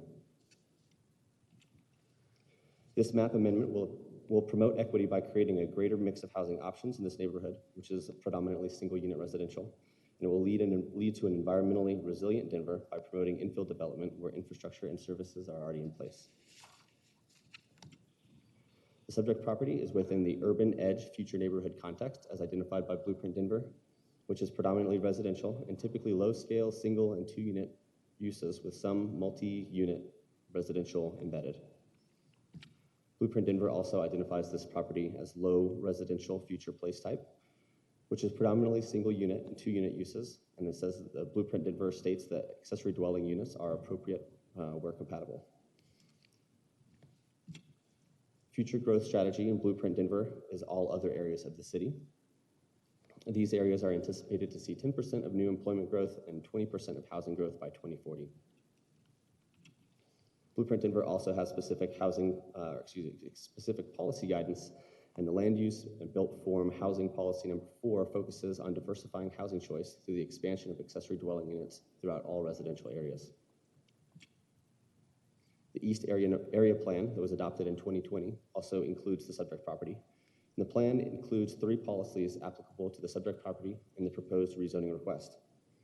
The area-wide policy L6 ensures the East Area neighborhoods are inclusive places by thoughtfully integrating compatibly designed missing middle housing and accessory dwelling units in appropriate locations.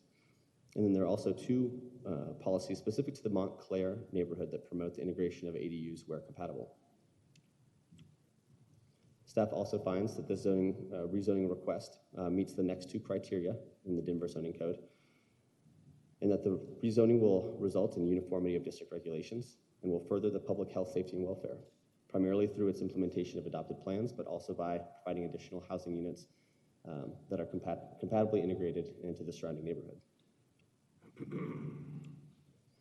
The justifying circumstance for this rezoning is found to be the city adopted plan. And since the approval of the existing ESU-DX zone district, the city has adopted Comprehensive Plan 2040, Blueprint Denver, and the East Area Plan. As stated through this presentation, the proposed rezoning of ESU-D1X meets the intent of these plans, which have specific guidance stating that ADUs are appropriate.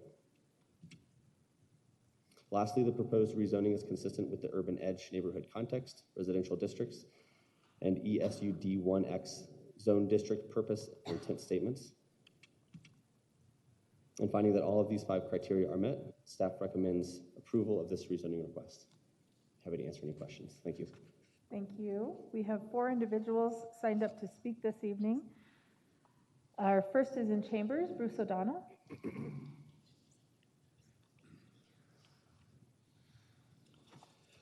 Thank you, Madam President, and congratulations.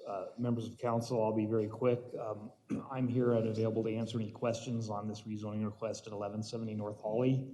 I concur with the staff report, and especially in the East Area Plan, finding this an appropriate location for an ADU.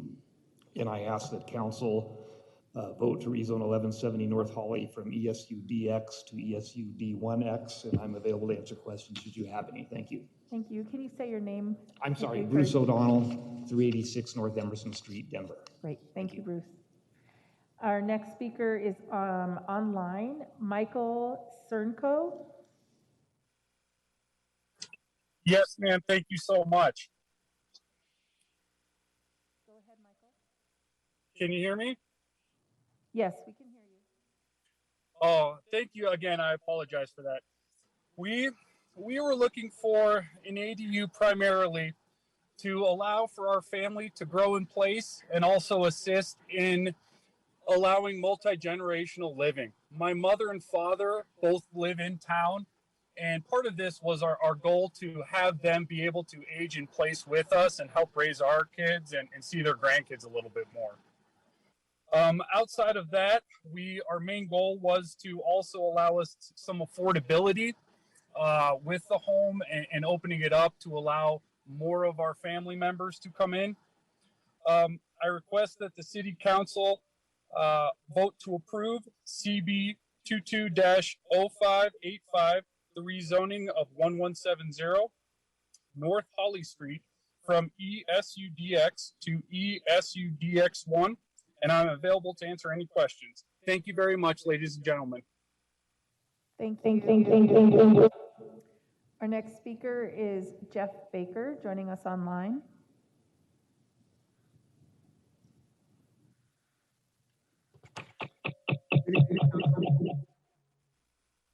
My name is Jeff Baker. I live at 2422 Champa Street. As you know, Denver is in need of more housing, and ADUs provide this. This rezoning request is consistent with adopted plans such as Blueprint Denver. Therefore, I request the City Council approve the rezoning of 1170 North Holly from ESUDX to ESUD1X. Thank you so much.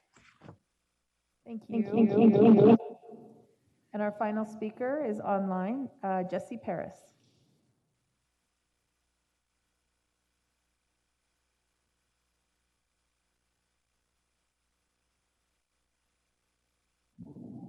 Yes, good evening, members of council. May I be heard? Yes, Jesse. Yes, my name is Jesse Paris, and I'm representing for Black Star Action Movement for Self-Defense, Positive Action Committee for Social Change, as well as the Unity Party of Colorado, the East Denver Residents Council, Frontline Black News, and I will be the next mayor of Denver in 2023. I'm in favor of this rezoning tonight. As the previous speakers have already stated, we are in an affordability crisis. So anytime the city has the opportunity to provide more housing stock or add to our housing, I'm in full support of it. So I support this ADU rezoning. It meets all 5 of the criteria. That's all I have to say. Thank you. Thank you. That concludes our speakers. Questions from members of council on Council Bill 22-0585. Seeing none, the public hearing is closed. Comments by members of council on Council Bill 22-0585. Councilmember Sawyer. Thanks, Madam President. No comments. I'm in support of this. It meets all of the criteria, and the reason no one came to talk about it is because we spent 3 years on the East Area Plan getting community feedback and talking about it. So I'm in support of this and hope the rest of the council members will agree with me on my assessment of all of our criteria. And also, just as a note, I will say, it used to be that all of our ADU rezoning requests came through in East Colfax, and then we rezoned that neighborhood in partnership with Councilman Herndon to do that. And I think we will probably focus on Montclair next, based on the number of ADU rezoning requests that have come through. So that's it for me. Thanks. Thank you. Madam Secretary, roll call on Council Bill 22-0585. Sawyer? Aye. Black? Aye. Siedebaca? Aye. Clark? Aye. Flynn? Aye. Herndon? Aye. Hines? Aye. Cashman? Kinich? Aye. Ortega? Sandoval? Aye. Madam President. Aye. Madam Secretary, close the voting and announce the results. 12 ayes. 12 ayes. Council Bill 22-0585 has passed. Councilmember Flynn, will you please put Council Bill 22-0586 on the floor for final passage? Yes, Madam President. I move that Council Bill 22-0586 be placed upon final consideration and do pass. It has been moved and seconded.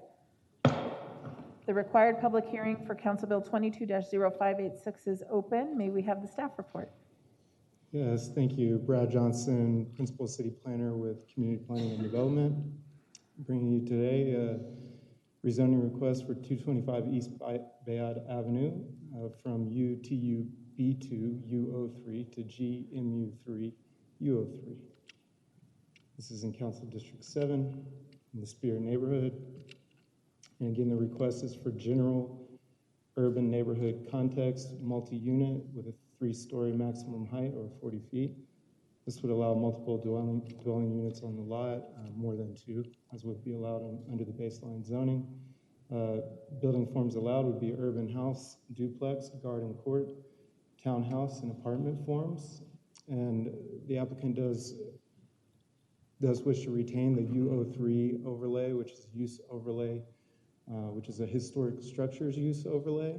And that use overlay, if the building on the site was landmarked, that use overlay would allow additional flexibility for a few non-residential uses, which are art studio, office, non-medical, non-dental, and bed and breakfast.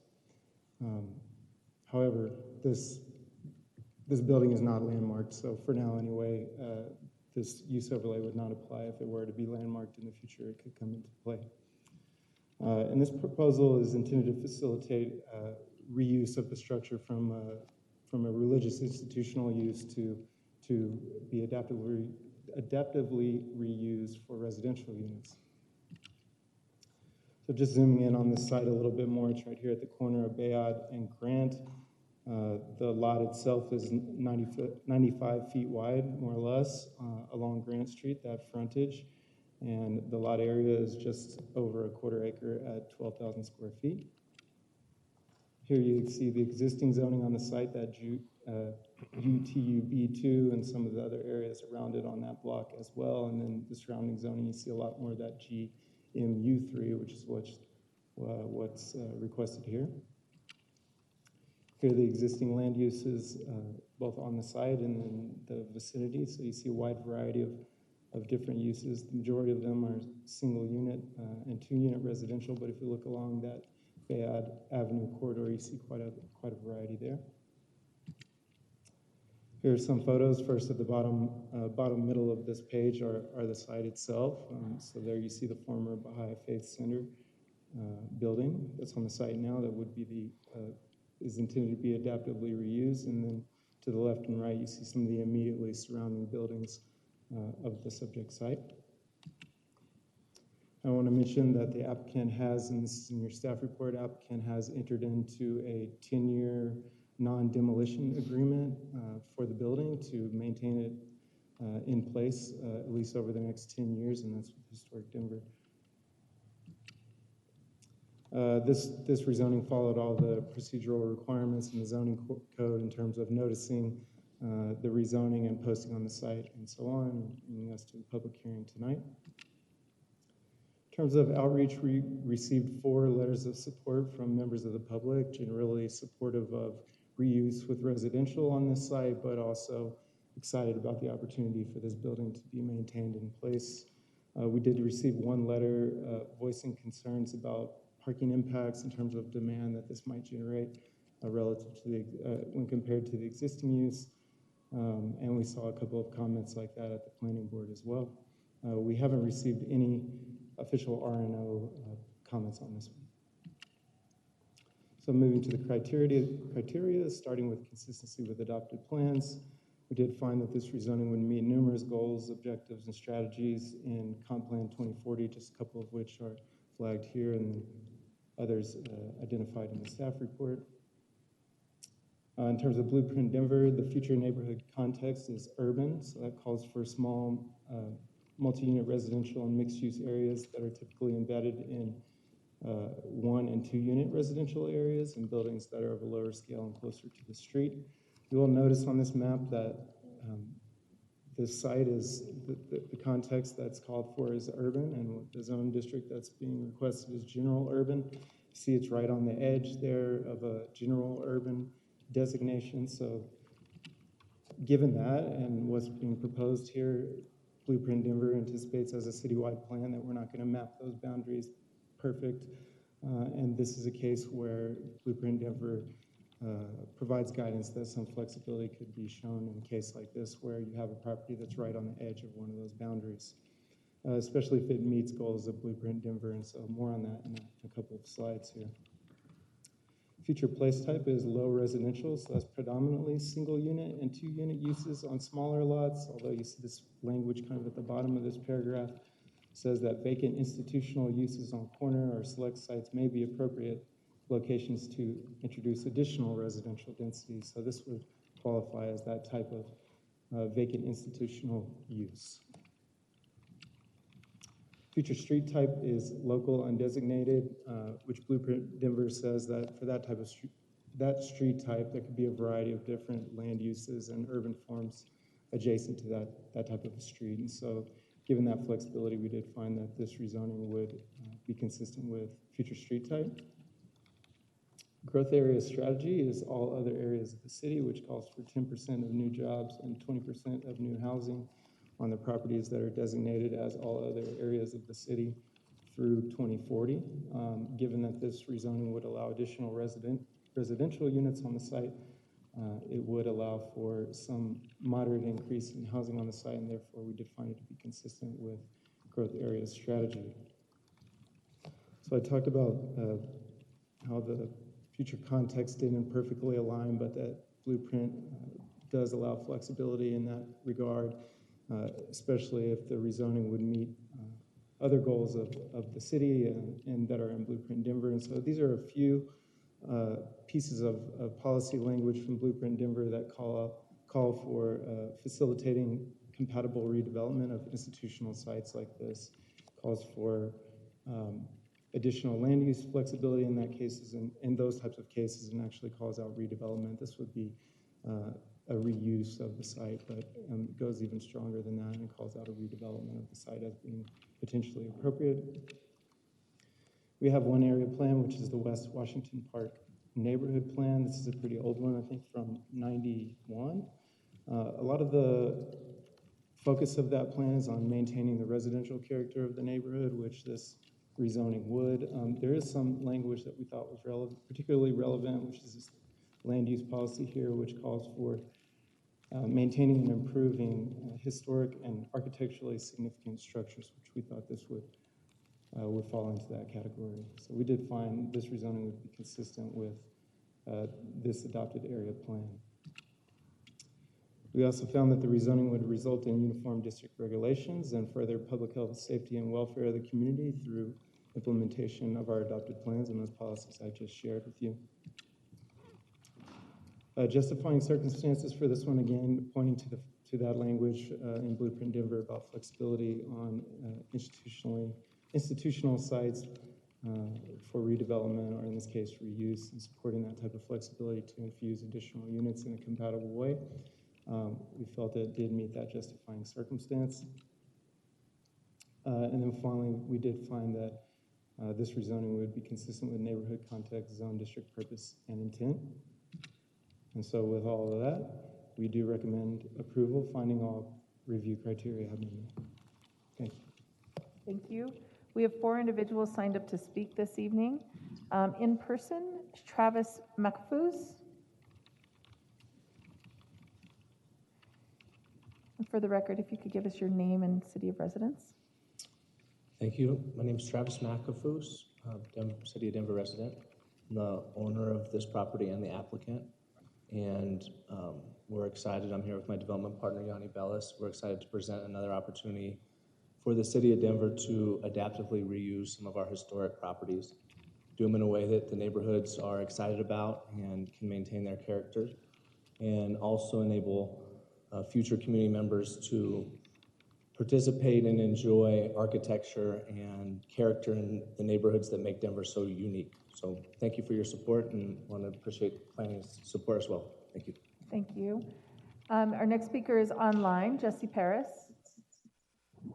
Yes, good evening, members of council. Those watching at home, my name is Jesse LaShawn Paris, and I'm representing for Black Star Action Movement for Self-Defense, Positive Action Committee for Social Change, as well as the Unity Party of Colorado, the East Denver Residents Council, Frontline Black News, and I will be the next mayor of Denver in 2023. Initially, I was against this rezoning. I thought it was going to be more gentrification as usual, but seeing from the presentation it's not the case. I'm in full support of this rezoning tonight. It meets all 5 of the criteria, so yeah, it should pass with no problem. Thank you, and have a blessed night. Thank you. Our next speaker, also online, Michael Flowers. Hi, my name is Michael Flowers, and I'm Director of Preservation Action at Historic Denver, 501c3 nonprofit dedicated to preserving Denver's unique identity, cultural landmarks, and historic places. Our offices are located at 1420 North Ogden Street in the old Emerson School. Historic Denver is fully in favor of this zoning change. This church was built in 1911 as a second church of Christ Scientists, and later it was run by the Spiritual Assembly of the Baha'i of Denver for a number of years before it came up for sale with an uncertain future. The building is a great example of the classical revival style, and the current owners are dedicated to preserving the structure while adapting it into housing. To show that commitment, Mr. McAfoose has entered a 10-year restrictive covenant and non-demolition agreement with Historic Denver. He's also a proven steward of historic buildings. The Kirk Patterson Mansion, a Denver landmark in Capitol Hill, is a prime example. Adaptive reuse projects like this give buildings a new life, ensuring that they will be around for years to come. The zoning change is a critical element in this project that will preserve a piece of Denver's history and add new housing units to the neighborhood. Thank you for your time, and I hope you will vote in favor of this zoning change. I'm also available to answer any questions about the covenant if there are any. Thanks. Thank you. Our last speaker online is Gregory Holm.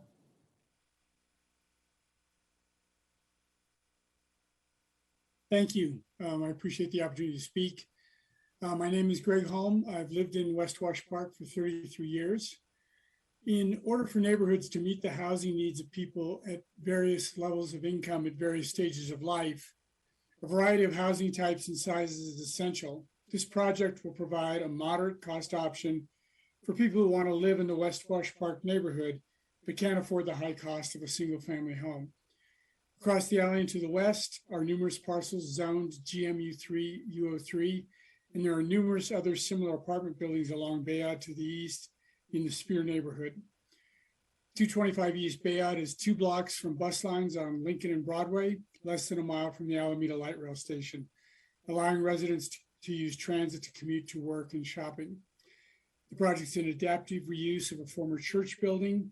As church use has declined, adapting former churches to multifamily use is an excellent way to respond to our current housing shortage.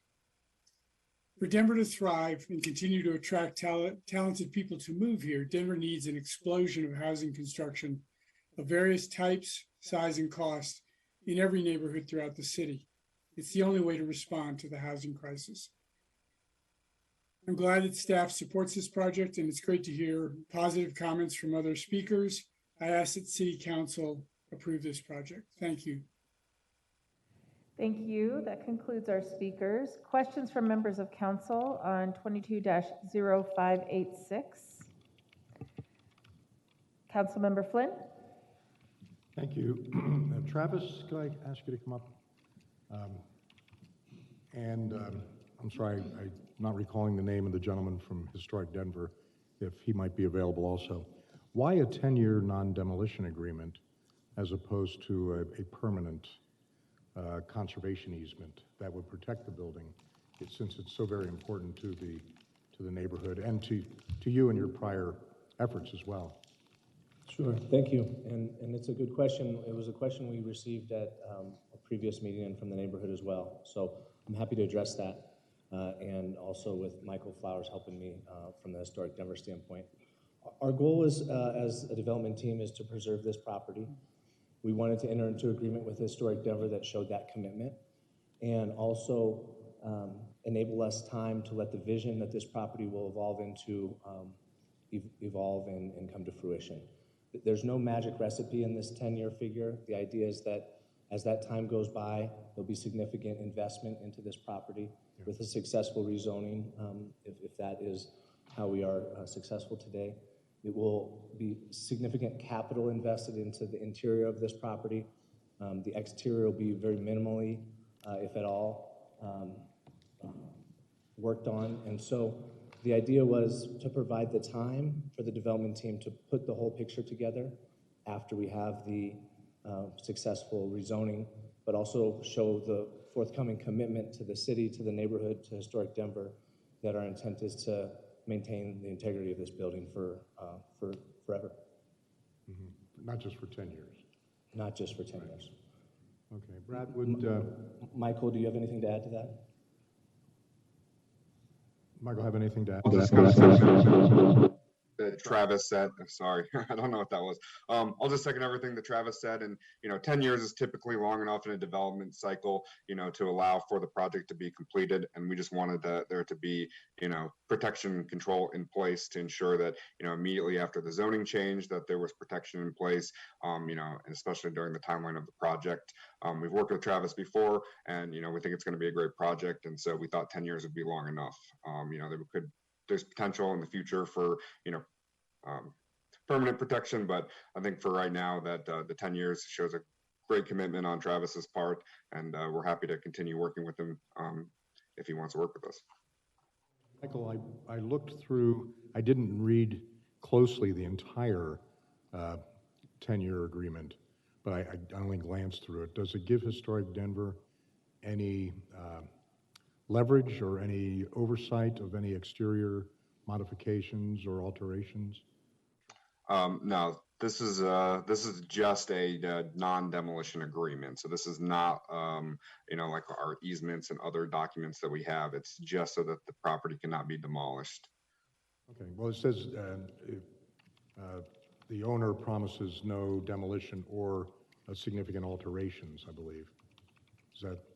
That's our intent. Could you speak to that, Travis? Sure, and also to the intent of designating this as a historic structure going forward. There's a number of implications that are involved in that process, all of which we're exploring.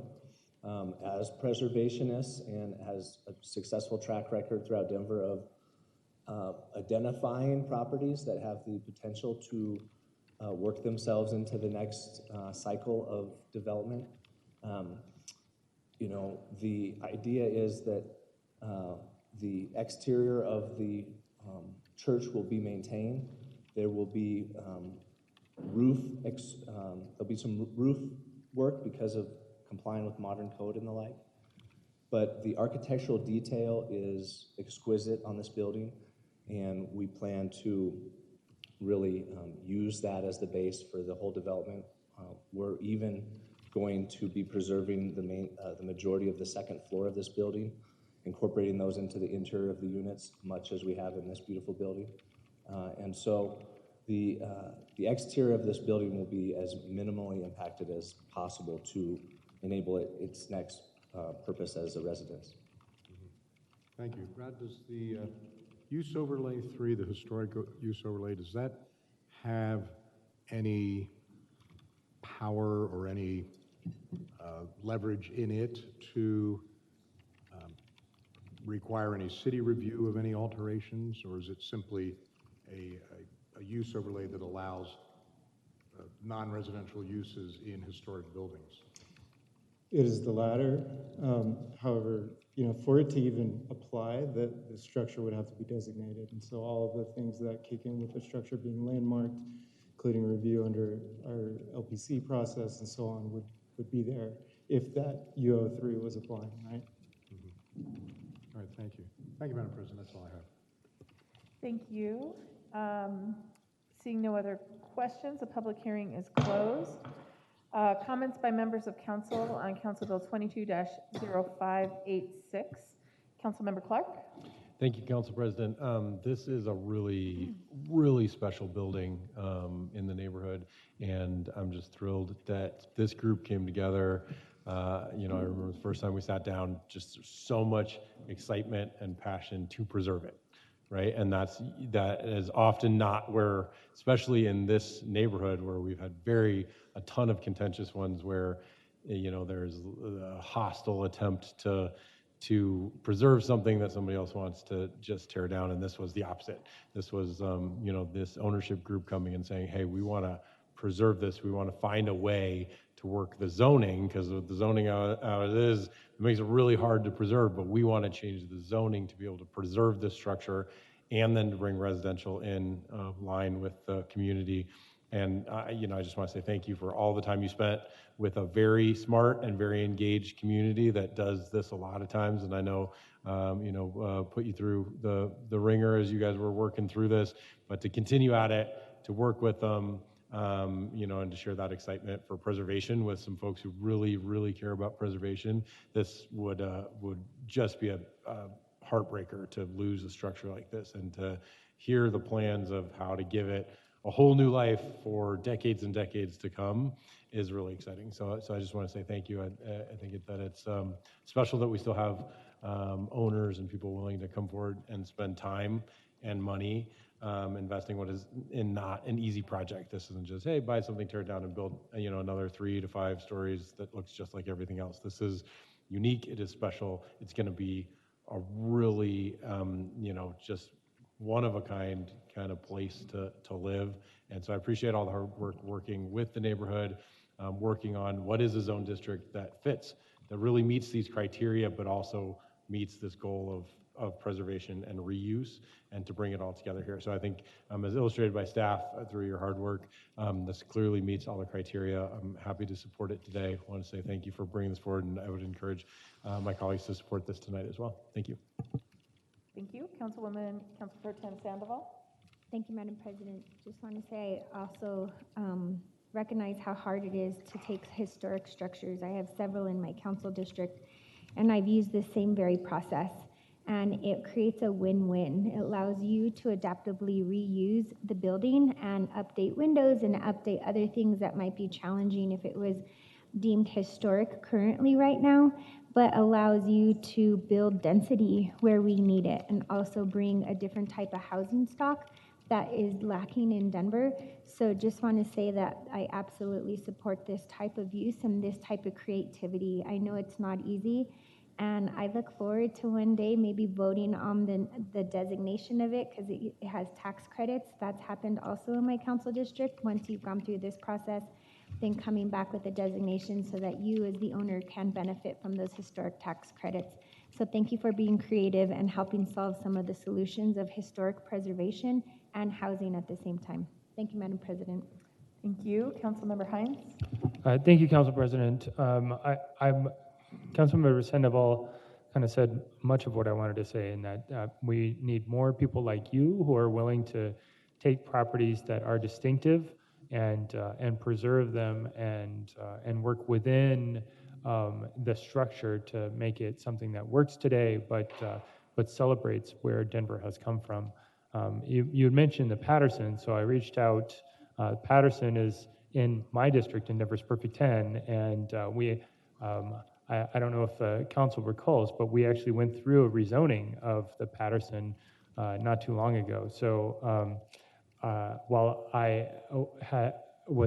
it was fun to learn a bit about your property today, I've been inside the Patterson lots of times and watched its journey as it becomes more accessible to people who use wheelchairs like I do, but also it is another example of an adaptive reuse. So thank you for having a track record of taking great properties and making them current as well. So thank you, Council President. Thank you. Madam Secretary, roll call on Council Bill 22-0586.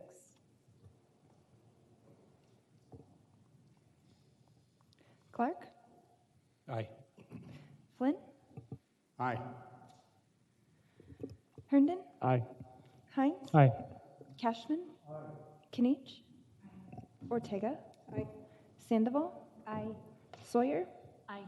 Black? Aye. Cedabacca? Aye. Madam President? Aye. Madam Secretary, close the voting and announce the results. 12 ayes.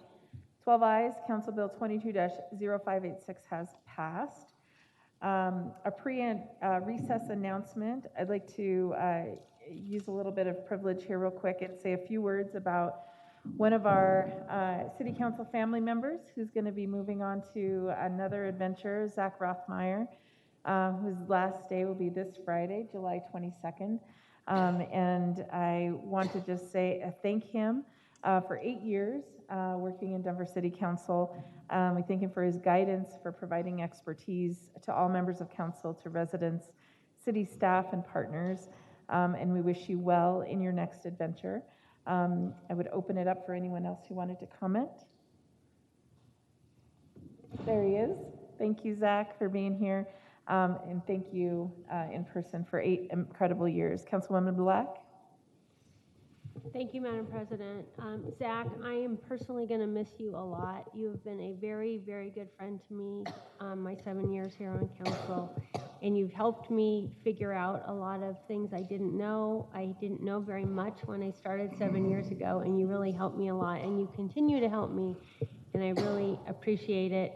And Councilwoman Gilmore acknowledged you earlier tonight, saying how instrumental you were when we were transitioning to virtual and the combined meeting formats, and you really went above and beyond then, and I really appreciate it. And I'm really excited for your next chapter in life, and I hope it's really fun and rewarding. Councilmember Cashman? Yeah, thank you, Madam President. It's nice to say that, Madam President. You know, Zach is the best. I've had the pleasure of not only working with Zach here in the city and county building, but for my first several years on council, he lived a stone's throw away from me in Virginia Village. Would see him and his family walk in the neighborhood. His wife would pass me running on the Cherry Creek Trail. And beyond that, this is really a loss. You're cut above Zach. You're just solid as can be, have provided great guidance to all of us, I'm sure, on council. And I'm going to take you up on that round of golf real soon. So best wishes to you and your family. Council Pro Tem Sandoval? Thank you, Madam President. Just want to say thanks, Zach, for your patience. We shared a hallway, and you heard a side of me that I don't think very many people hear, oftentimes when I was frustrated with my predecessor. So just thank you for all those times where you texted me after to check on me, to check if I was okay. And thank you for your patience and not ever reacting to my probably overreacting. And thanks to you for, you helped chair, it was a task force or a subcommittee that wasn't always organized as well, but you always made it seem like when we did present from District 1 that it was very organized. And so thank you for that, and you will be missed. I just realized it's been 8 years, so we've grown up together here under these hallways, so just know your presence will be missed. Thank you. Thank you, Madam President. Councilman Hines? Thank you, Council President. You and I have known each other for far more than 3 years. I want to thank you for being a consummate professional, and you were very kind. Even when I was here as a candidate on council, you treated me with the same respect as you would treat all the council members, and I just want to thank you. Just as a comment, should you ever consider public office, come back to this video and use this as your gush reel, where we all apparently have endorsed you for wherever you might go. So, but seriously, best of luck in your travels. Thank you, Council President. Thank you. Councilwoman Ortega? Thanks, Madam President. Zach, from day one, I saw you grow in this position. You took on a lot of responsibilities, and you were able to step up to the plate and take that on and do it with a lot of integrity and, you know, just working with all of us as we have had our own, you know, turnover from time to time in this body. So I want to thank you for just hanging in there with all of us, right? And helping us to find our way as we were trying to bring on more staff and all of that at a time when a lot of responsibility was placed on you and some of the other staff as well. So I want to thank you for that. I want to wish you all the best in your next endeavors and hope that you won't go too far, that you'll stay in touch. Okay, thanks. Thank you. Councilman Clark? Thank you, Council President. Zach, there are very few people in the world who make me feel short, my friend, and you will be missed walking down the halls, throwing down those high fives that only I can catch as you're walking. I'm struggling even for words. I can't imagine this place without you here. You have been in the trenches doing the research, doing the hard work, making me look smart, making me look good, helping write the policy on all of the things that I'm most proud of having been a part of when I was here. And I couldn't have done those things without your help and your smart and how much you cared and how passionate you were. You didn't have to be excited to help me. That wasn't part of the job description, but you always were, and that made a big difference. It felt like, we were fighting the good fight together, and not just, hey, hey, I need this, and that made a big difference too. And from all of that to literally pressing and unpressing the mute button before we had all of this, when we first were attempting to adapt to a very changing landscape with COVID as president, and literally the COVID AV club that we had in here, and the hours we spent, just the two of us in here, being like, well, what happens if we do this, and how do we stop that awful noise from happening? Again, at just a moment that we were making stuff up while we were trying to cope, all the way down to the little stuff, to stopping by my office when I'm at a low or stressed out and need a break, and just grabbing the chessboard and saying, let's sit here and let you beat me at chess a couple more times. But thank you for everything. It's a huge loss for the city, the institutional knowledge that you have. You're just everything that you bring. Huge loss to the city, huge loss to the legislative branch of government in this city. But I'm so excited for you and for what's next for you. And so I wish you nothing but the best, and thank you from the bottom of my heart for everything that you did. Thank you. Thank you. Councilman Herndon. Thank you, Madam President. It is funny, as we should be leaving, which Zach loves to leave on Monday nights, and we're not leaving because of you. But this is, you have earned it. One of the things I will miss a lot of when this time is over in this seat are the relationships that you have developed over the course of this period. And Zach, your fingerprints are on so many ways that we have bettered the city over the past 8 years that sadly people will not know. But I want to thank you for that. I want to thank you for your friendship. A lot of times on Mondays when might have go up and leave during council comments or questions, you can find me in Zach's office. We're talking about things happening, talking about our kids. No surprise, his son is going to be just as tall as Zach. But I have always cherished our friendship. I wish you the very best, and I know that you and I will stay in touch. So this is certainly not a goodbye. Just I will see you later.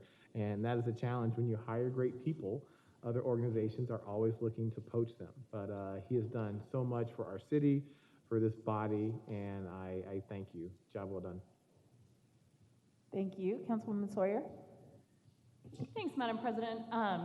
For those of you who don't know, Zach and I went to college together, but based on the rules of mutually assured destruction, we will not talk about that any further. Zach, you are fantastic. You have added so much to our city council. You have been a leader, a person to rely on, and I just want to say from the bottom of my heart, thank you for all that you are doing.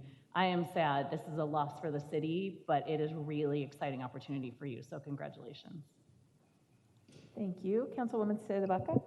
Thank you. Zach, I'm so excited to see where you go next, and just want to wish you well and do the thing we like to do most. Let's get out of here. Thank you.